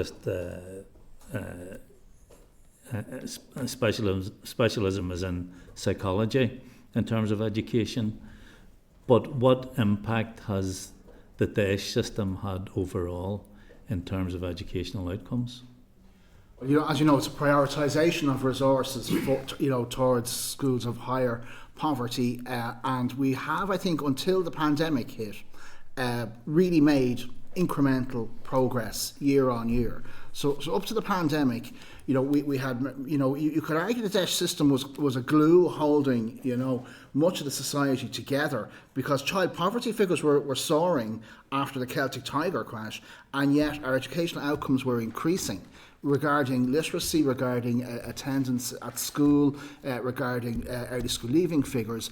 And one of my roles is that I go into DAESH schools a lot as an examiner of student teachers, so I see the school climate in those schools. And so I think that would be one of the first things I would say, is that there is a very warm, supportive school climate. You go in the door, and the word climate is a very well recognised term now, both in psychology and education. It might seem as a kind of vague term, but it's very tangible. When you go into a school, you see the atmosphere, the kind of the relationships, the colours on the walls, how happy the children are, how consulted they are, how democratic they feel the spaces are. So I think the DAESH system has helped largely, particularly at primary school level, but I think to some degree also secondary school level, created a positive school climate where students have aspirations and hopes, and some of the gaps between DAESH schools and the other schools have narrowed, not quickly enough. So I would say that there have been successes also around literacy, in the sense that that there was a big acceleration of focus on literacy.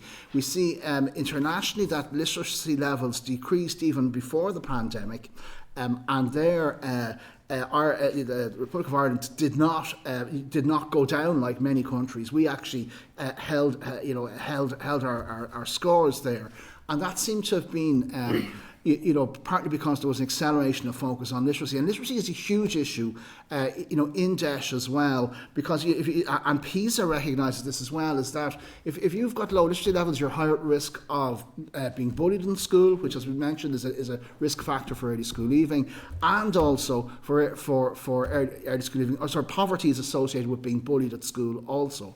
So internationally. So I think the combined literacy focus plus the emphasis on school climate dimensions have been very important factors in the success of DEIS. But having said that, that is up until the pandemic. Since then, we've seen a fallback, and that's why these other issues I've mentioned earlier in particular do need to be addressed.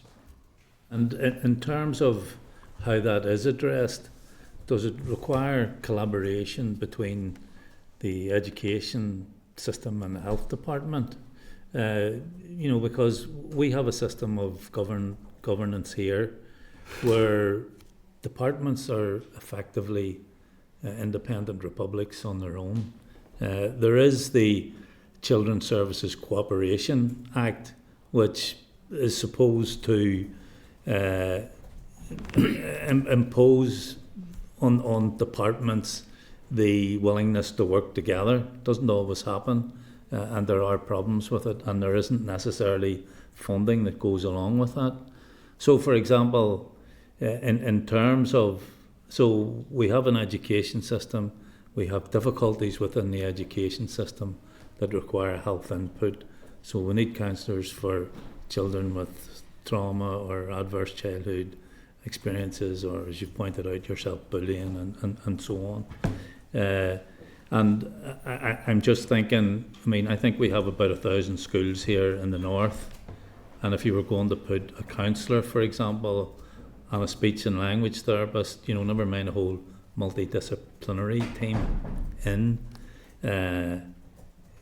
terms of the resources, each minister is sort of precious about their own budget, when in actual fact, if they were to work together, it could have a longer term impact on reducing incidents of, children leaving, young people leaving school without qualifications, mental health issues in future life and so on. So I fully accept your argument for interdepartmental communication. I'll come on to that in a second. What I would just say is that we have managed, I think, briefly as possible, with times against us. Sure. In the South, to get the education ministry, at least the previous one, to recognise that mental health is an education issue. It's not just a health issue. So education has to take the lead in putting the counsellors into the schools. And I think your Fair Start document does commit some budget towards that at primary level, but my argument is that it needs to be extended also into secondary schools. Regarding interdepartmental cooperation in the South, you're getting aspects of that, to the children's ministry. It's a work in progress, I would say. That's an international problem. I was involved in the European Commission 2014, asking them to put a survey across Europe of cooperation across health, education and social service ministries, and many countries were weak on those collaborations. So it is a change in thinking, but it's happening now. Is it happening quickly enough? I would argue it needs to happen much more quickly in both areas. The difficulty, and I'll be very quick here, Chair, the difficulty is that if education wants to recruit counsellors, it's the health department that trains counsellors, decides how many places there should be in universities, for example, to train counsellors and so on. So we have difficulties here, maybe that are unique to here, maybe not. And the other issue, of course, is academic selection, which puts children under enormous difficulty, and I don't know whether you're across that issue or not. We're very nearly out of time here. In fact, we are out of time, so okay. Answer I might come back linked to another question. Okay. Yeah, that's grand. Cara, you were next. Thank you, Chair. Professor, thank you so much for being here. I found your briefing really fascinating to read, and you can just tell your passion about this entire subject through your oral briefing here today as well. I think mental health and schools, we've seen there was a scheme around Happy Healthy Minds, and the funding was cut for it, and that entailed sort of music therapy, art therapy, and giving children the opportunity to express how they're feeling emotionally, and that funding was cut. And we heard from some parents, children were finding out less than 24 hours before their next session that there wouldn't be a next session.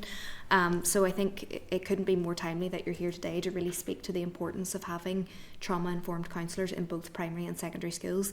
I think you made some really fantastic points there about bullying and emotional-based avoidance with schools. I had a survey recently, and we spoke with hundreds of parents just about the experience of their children feeling isolated in the school space, and that they don't want to go back. And some of those issues, if not the majority, was around bullying. The chair had touched on briefly our data and monitoring here in the north. I found we had a session with the Department for Education. I found that our policies on bullying, I found them very weak. And, the department couldn't point to the nature of bullying, whether it's homophobic, sectarian. They had no data on that. Do you think, what more do you think we can be doing on bullying? Do you think we need better monitoring? Do you think we need better awareness campaigns? What can we do as an education committee on this issue? Okay. So one low key in terms of low resource point that every school could do is have a driving committee in the school for a whole school approach to students' voices, well-being, of which bullying is part of it. So that would also include issues of challenging authoritarian teaching, ruled by fear, but that would be a committee with some teeth, perhaps with the principal being involved in it. So that would be a driving committee in every school. We recommended that in one of our EU Commission reports. As one obvious aspect. The other point would be to intervene early. This is where the counsellor point is so important. To intervene early to stop the consequences of bullying getting worse. Mm-hmm. So what you have is victims of bullying, as well as the perpetrators actually also need these kinds of supports too. Is the victims of bullying get into a cycle of self-hate, self-doubt, and the terms often used as double victimising, where they blame themselves. And so you need the early intervention quickly to stop making the fire basically go further. So the counsellors can serve as an early intervention approach in the school to support, to address that aspect. I would also note as well is that we're looking here at one-to-one counselling supports. That some of the terms regarding sort of well-being programs are at the universal level of a school, or maybe some group-based stuff. Now the serious gap in our DESH strategy has been for the one-to-one specialist supports. That's the part, and we want to get away from these. 20 years ago, when I was designing the service in Ballyfermot, we were seeing these 8-week bereavement counselling support. You cannot, in 8 weeks, overcome, the death of a parent or whatever, or a major figure in your family, or a suicide-related issues. So some of these things have been gimmicks in the past, frankly, and they need to stop. These need to be sustained supports, so that the counsellor is embedded in the school as a staff member, not rotated on very loosely across a panel of many schools. So we would argue for the special counsellor be in at least in 1 to 2 schools embedded there, and that this is not a teacher, this is a different role. Fantastic answer, and definitely something we can take away after your briefing. Just then, the last question is, I was really surprised, I was reading a book by Dr. Nadia Burke-Harris on toxic childhood stress, and how adverse childhood experiences shape not only life experiences but life expectancy. And I'm just mindful, because we live in a post-conflict society, there's so much going on. You have post-conflict division, you have addiction, high rates of domestic violence, high rates of suicide, as you've already alluded to. For me, I have a particular interest in addiction in the home, and I was recently speaking with the National Association of Children of Alcoholics just about how addiction really shapes the life of a child in a home. And when we're talking about educational underachievement, I really want to keep our eyes on those children, because oftentimes I think they're sort of the issues kind of pushed to the side. Can you speak to that at all, just about how addiction in the home shapes the minds of children, and perhaps what we can do more of as a committee to support them? Because I know what you had said there about early intervention, early support, and then later in life you'll see the benefits of that. Yeah, sure. So you're talking about family support, outreach workers to the home, family therapy supports that may be community-based, possibly more than school-based. In the family-based service that was involved in its predecessor in designing, the term that was used there was that you're not necessarily going to be able to solve all the issues of the family, but you can have supports to alleviate the impact on education for those children, so that you can stop some of the consequences of the family difficulties on the child. So maybe about ensuring they get to school. It can be those kind of emotional counselling supports. But it's very important though that there is a strategy for the different levels, and so there can be obviously collaboration. I think schools could do a lot more with family support services. I asked this of many school principals actually.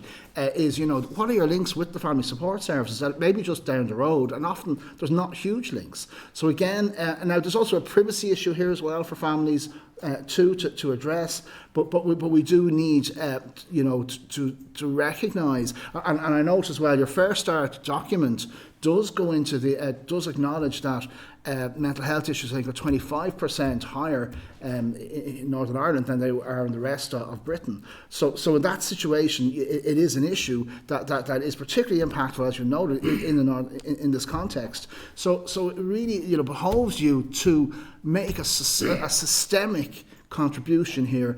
But again, I would just urge you not to repeat the error I would see, of the South, which has been to put them in primary schools, and I see that's in the document. It's great to have them in primary schools, we want them, but the secondary school area, it's quite remarkable that secondary schools are being omitted from this strategic approach, because, to be clear, to reiterate, guidance counsellors, secondary school teachers, they are no substitute, and generic wellbeing pre-packaged programs, none of those are adequate substitute for the complexities of the one-to-one tailored support, specialist support. That's really helpful, and thank you so much for those answers, because I was looking through some of the stats, and it was 1 in 8 children in Northern Ireland have emotional difficulties and struggle with their emotions. So how, when we're talking about education, we have to see these things and how directly linked they are with one another. And these are pre-clinical levels, so this is why it is an education issue, not simply a health issue, because it's prior to getting to the level of the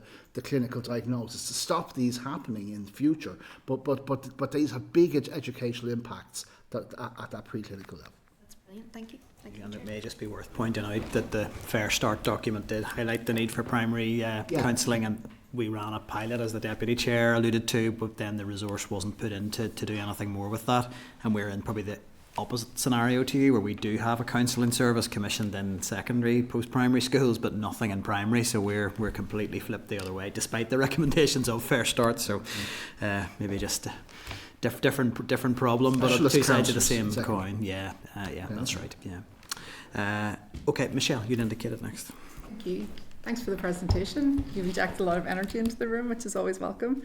I'm going to go back to the bullying stuff that Cara raised. It's something I really have had a bit of an interest recently. We met with the guys in DCU with the work that they're doing in schools in the South, which is hugely impressive, and their emphasis is very much on, as you have referenced, the preventative side. We do have legislation here, but it is quite a reactive approach. Like, the teams do a great job, but that preventative approach to bullying seems to be particularly effective, or very much what we need. One thing you also referenced, just to connect those, was you talked about poverty being one factor in terms of why people are bullied. Are there any other specific demographics that are more likely to be bullied and then face the consequences of school avoidance and underachievement? Well, obviously that depends on the jurisdiction and the context, but there are well recognised discriminatory bullying concerns, whether based on ethnicity, religion, based on sexuality. There are many aspects there that you would look at, jurisdiction by jurisdiction, internationally, to see, don't capture that data from schools specifically and what the reasons are. So that's something. Sure. So that is very important. I'd also just emphasise that the class teacher can, for bullying prevention, really generate the climate of cooperation and connection in a class, and then a whole school approach is very important for creating a system of supportive relations. So even something as simple as group work in a classroom, in a primary school classroom, there you're developing perspectives on cooperation, negotiation, that each person can interact and listen to each other, listening skills. All of these are kind of broader social skills and capacities that we need to build into our education system, which I do think, in fairness, I'm sure you're doing.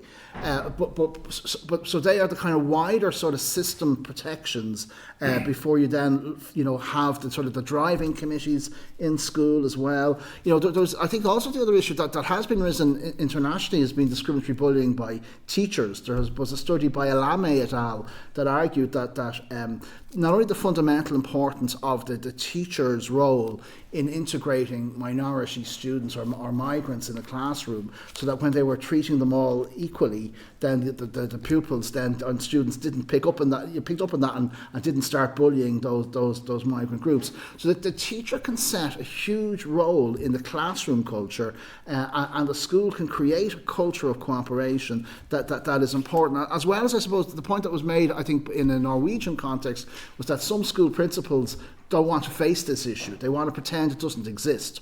So it's very, very important that you have a culture of support for principals to address the issue and to confront it, and not try to sort of see it as a poor reflection on their school. This is an international problem that we do need to address systemically, but it has a very big impact on early school leaving. And it's not rocket science. If any adult in the workplace was being bullied, you would probably either complain or walk out, but you would probably end up, your attendance at work would be hindered if you're going into an atmosphere. So there's also a study that notes that internationally that fear, so you don't even have to be the person who's the victim for this to impact on your school attendance and on early school leaving. So even if you're the person who, it's just that you're going into an environment where the fear, the term I think is the prevalence and fear of teasing climate. So if you're going into an environment where you might be bullied, it may not be you today, but it might be you on Friday or whatever.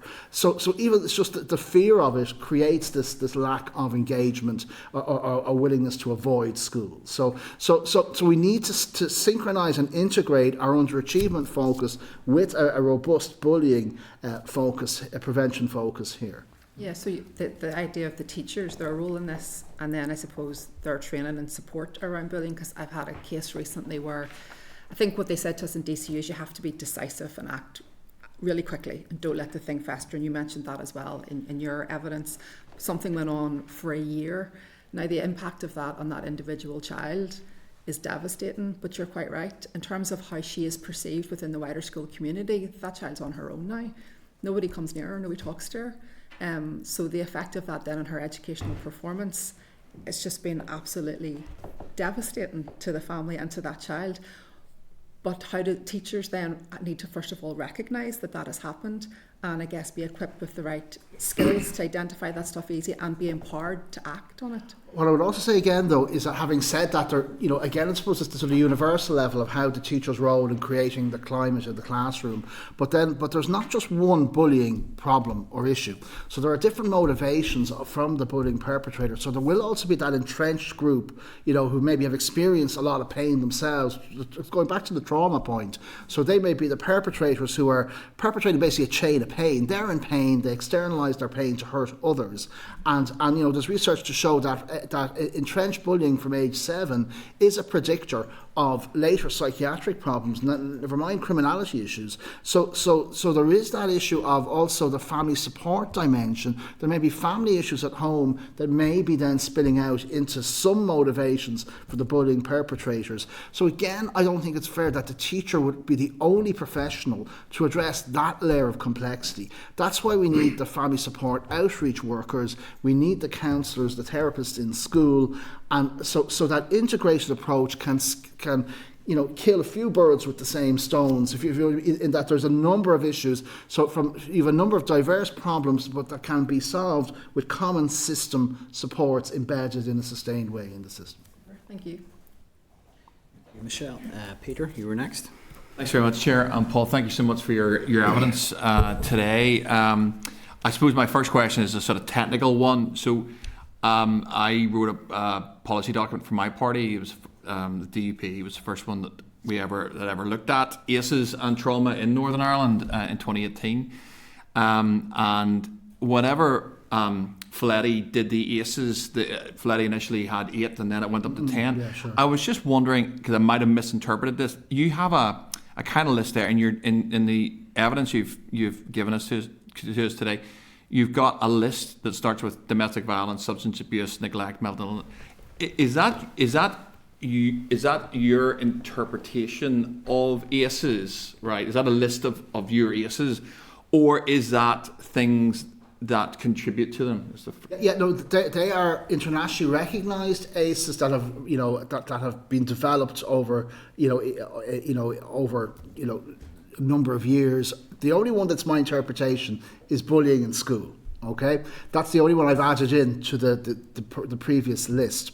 I put that in on the basis of our EU Commission report, where we saw not only that the range of research in the recent decade or so pointing to the long-term impact, and these were very impressive studies going, large-scale samples across many jurisdictions, pointing out the long-term impacts of bullying on physical health, mental health, and educational attainment. Mm-hmm. So our engagement. So all of those aspects. So bullying is the only one that's my twist within those. So you're right to point out that whether any of them are my particular interpretations of ACEs. So that one is, and but I make note, just to note as well, that a European Parliament committee argued that bullying in school is a child protection issue, not only a child welfare issue. They went as far as that, and our report 2016 for the Commission came to a similar conclusion based on reviewed international evidence. Brilliant. I'll keep going, and that's really, really useful. So you have I think there's 14 there. I'm sure you'll know the answer to that. I'm not sure, but I think I counted 14 there. But actually, in the Fletty list of ACEs, or even in the revised list that WHO put out, I think in 2020, which went to 10, I mean, they have, I'm going to say, additional ones to the ones that you have. So you have abuse in there, but they will actually say there's 3 separate ACEs within abuse. There's sexual, absolutely, domestic. I've shortened that. Yes, you're correct. That's fine. I've shortened that. Would you say so? If we sort of added together the list that you provided and added together even the 2020 list from WHO, it would form quite a long list. Okay, would you accept that perhaps by extending out what was initially quite a short and succinct list of factors that Fletty and later revised said these are key, does it dilute anything in your eyes, I suppose, is a question I'm heading towards? Yeah, I look at this from an educational perspective, okay, of underachievement and risk of early school leaving. Yep. So from the, as well as system solutions. So from the range of issues there, mm-hmm. these would all be predicted to impact detrimentally on educational achievement. So from that perspective, I'm not making that distinction. And there is quite a simple common system solution that I've proposed of the specialist one-to-one counsellors in schools. So yes, and of course they'd also be interconnected. And as I'm sure you're aware, Sir Michael Rutter's work on ACEs initially points out that it's not even the particular risk factor, it's the cumulative number of them. So 4 was the accepted number that was a sort of a baseline for risk. So when you add them together, and of course the other one you could put in is the global pandemic, as whether it's it's a risk factor. It's maybe not an ACE, but it's a risk factor on top of those other ones. So that is part of the rationale for why post-pandemic we really need to accelerate a focus on this issue. Okay, no, look, that's very useful. I'll just keep going.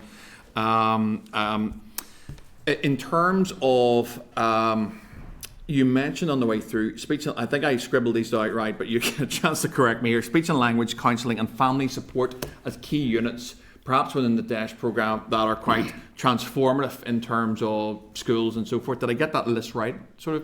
Okay, the family support part in DESH is a teacher, okay, homeschool liaison teacher. Yep. The OECD has argued that could be broadened beyond a teacher. There's arguments for and against that, but as part of a multidisciplinary team, you know, for the high need families that, Yep. that your colleague I think referred to, that for those I think you need skill set beyond simply a teacher. So you would need social care worker type supports as distinct from a social worker.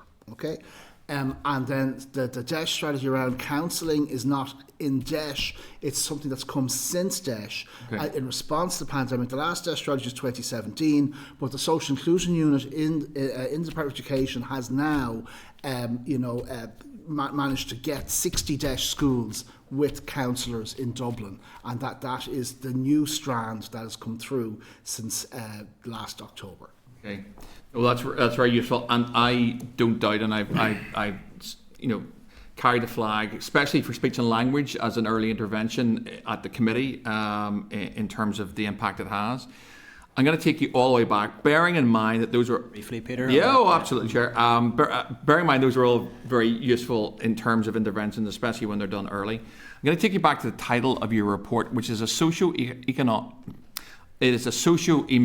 health focus to address educational underachievement and socio-economic deprivation. In your research, Paul, in this paper, it says a health focus. Is it your understanding in terms of how the government works in the Republic that if this was to be realised, is there any mechanism that health, recognising that actually these things have an impact on kids, the earlier that intervention occurs, the better, and for that matter, the cheaper in terms of interventions, because the longer these things go on, the more expensive they get to intervene in, and the worse outcomes for the individual or the child. Is there any mechanism that, or any collaboration in terms of budgets? Because a lot of what you've said is really, really good. The question the committee would then have is how do we fund all this? You know, if we were to take this and bring it up to Northern Ireland, how do we do that? Is there any collaborative work at a budget level that you're aware of between health and education in the Republic in terms of funding any of these programmes? And if so, what would it be? Just say, Peter promised me he would be brief. If I could ask you to please be brief. That's one of my briefest ones, I would throw justice in there, that there could be potential early prevention justice approaches that could come in there for funding strands. Okay, in the set, what we have is 5 different ministries, all nominally addressing this issue. Okay, we have not only the education, health, and the children's ministry. We also have Taoiseach's office has an anti-poverty unit as well, and then you can go into others too. You can make the social protection unit as well. There's hot meals. So you have actually 5 different ministries. All right, and the collaboration, of course, could be better. But the question you ask is the one that I'd be putting as well to our education ministry would be, yes, can you engage the health ministry to take some of their budgets for joint collaborative initiatives? That is a live issue. So there are a lot of models of interdepartmental groups, and DESH itself was an interdepartmental initiative and is one largely in the children's ministry and education, but it does certainly need. I think the pandemic has opened our eyes to a lot of these issues as well. So I think there's certainly that strong argument that we need that extra limb in there. But again, I would also just make the point that trauma and adverse child experiences is an education issue and not only the preserve of health.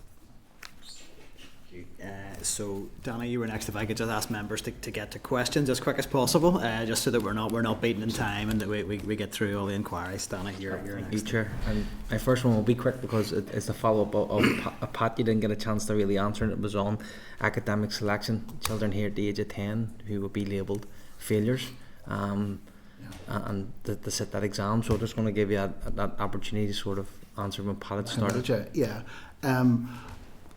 I think it's very hard for any educationalist to support academic selection at age 10 and the failure identity that comes with being labelled failures. I think and there's international, the OECD has pointed out that their 10-step Secretary of Education has talked about delaying academic selection as well. So the argument is to put it back as far as possible in the school, in the school timeline. So for example, that you're for state exams, you may need to have, honours maths classes compared to, to other subjects.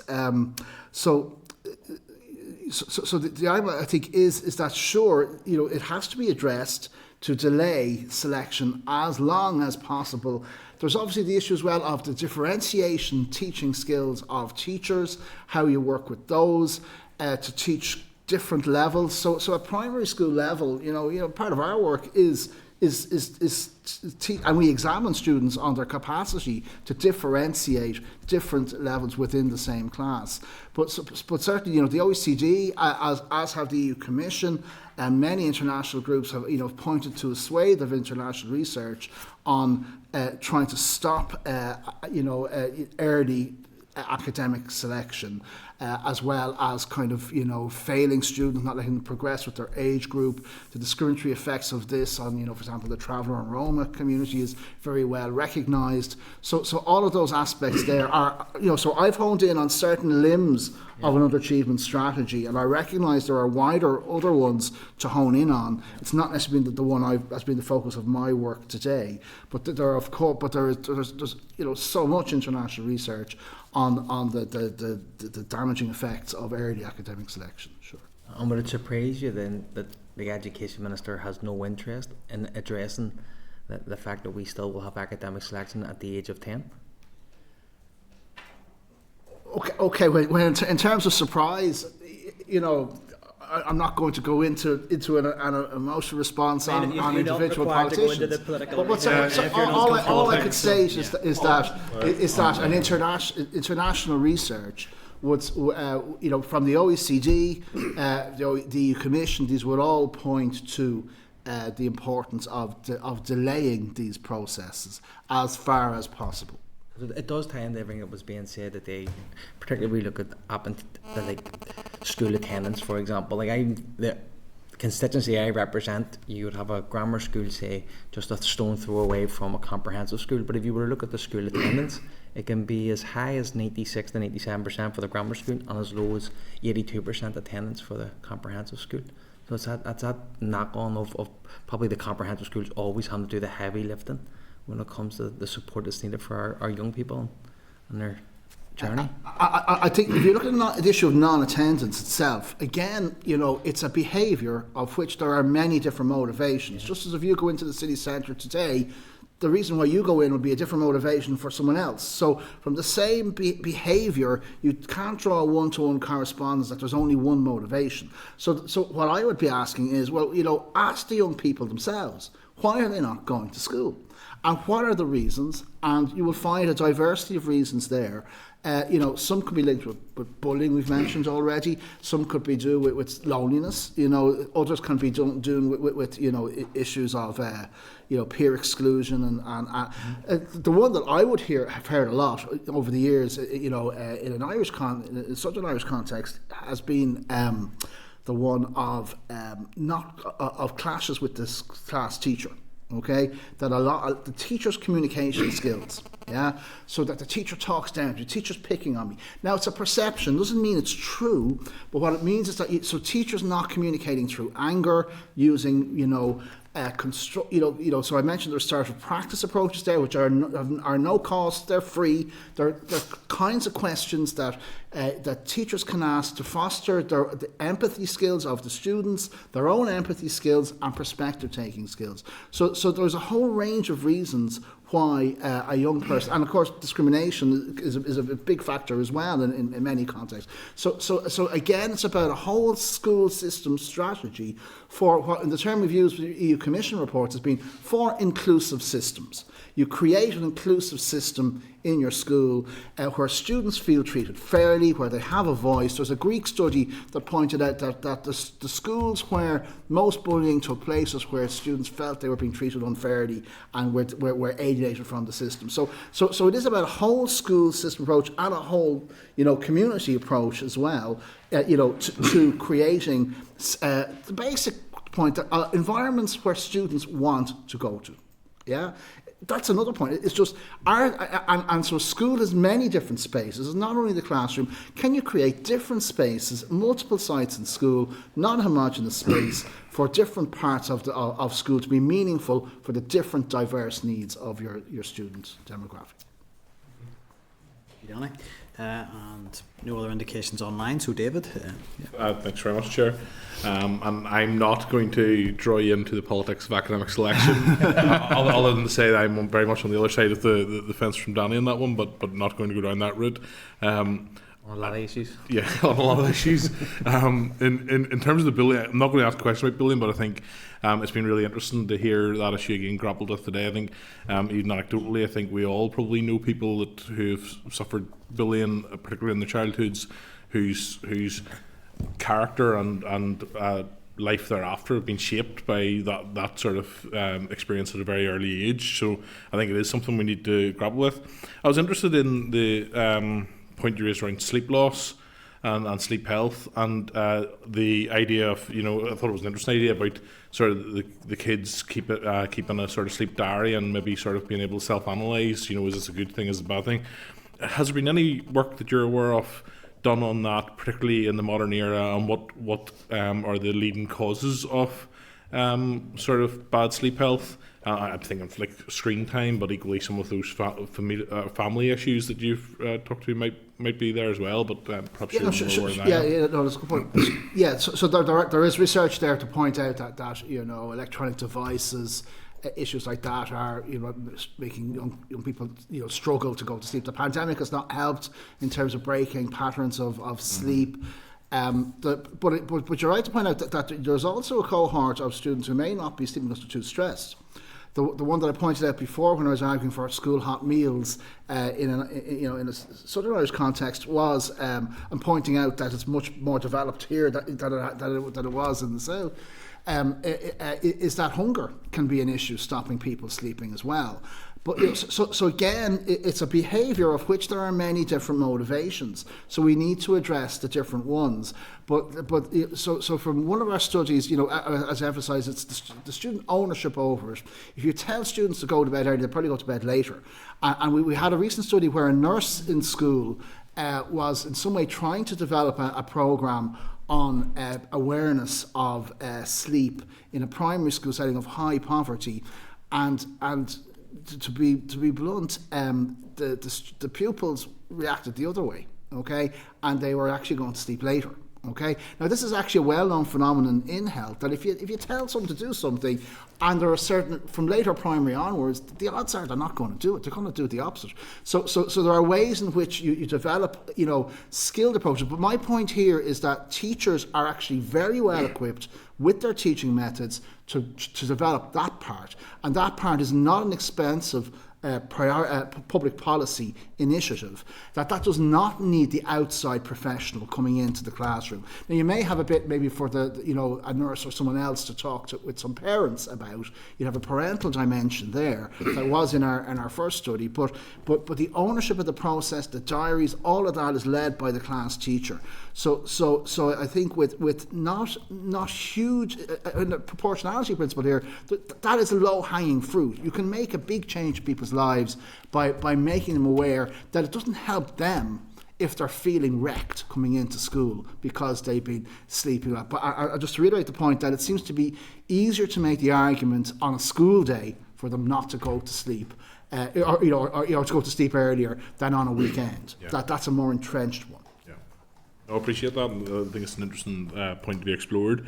Another point, and I don't want to be perceived as coming from a particular direction this, because I find some of it interesting to be explored, but certainly I can see the arguments against sort of the expulsion, suspension and all of that.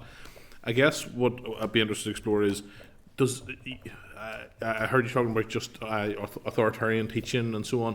I'm just wondering how much your views on expulsion and suspension then apply to other sanctions, detentions. How would you see some of the sort of sanctions that teachers may wish to use in their arsenal, you know, how would you view that? How the appropriate use of that, or what way do you think that teaching needs to be adapted in that way? I'm just thinking that teachers will start to feel probably under pressure as to, you know, what can we use if it is going to be, you know, counselling will have an answer for some of those issues, but it won't be an answer for everything.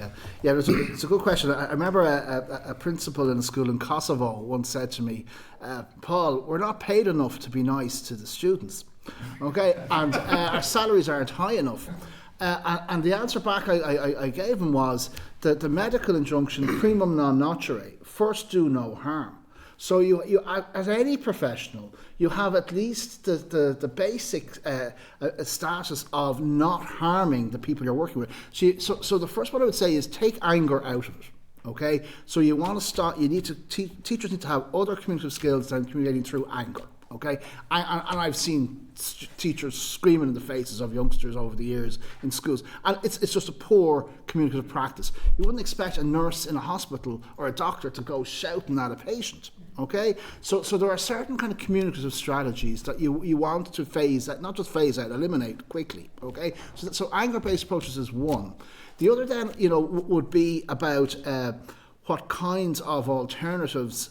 I'm particularly focused on the suspension one and the reduced timetable because that's removing them from school. Your one is giving them more school, okay, in detention. Yeah, that's sort of. My focus there would be try to give them meaningful activities, rather than just ones that are purely for punishment. You know, does the punishment really?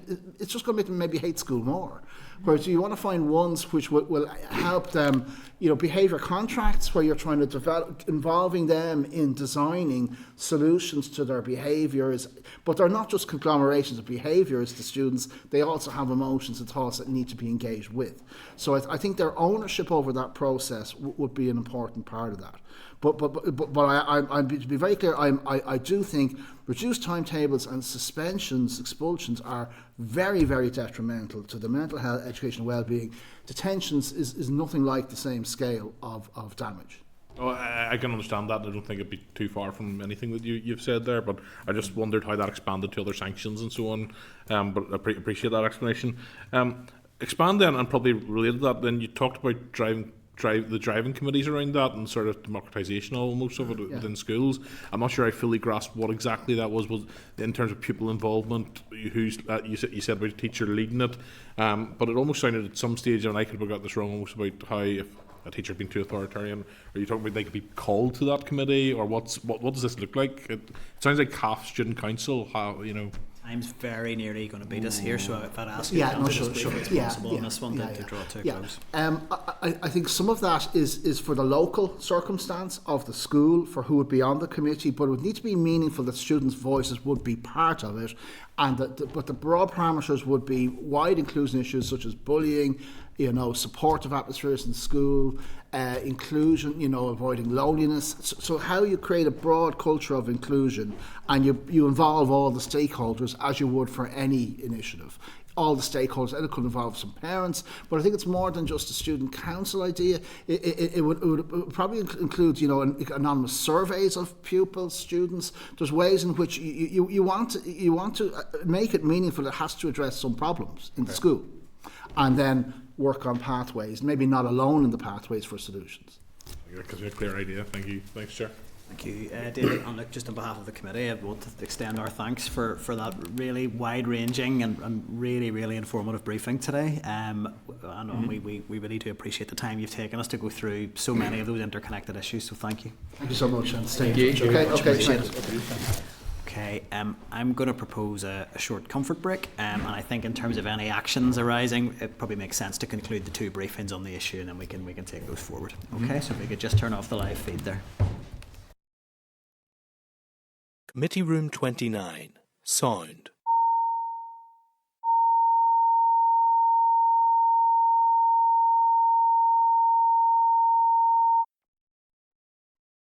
Committee Room 29. Sound.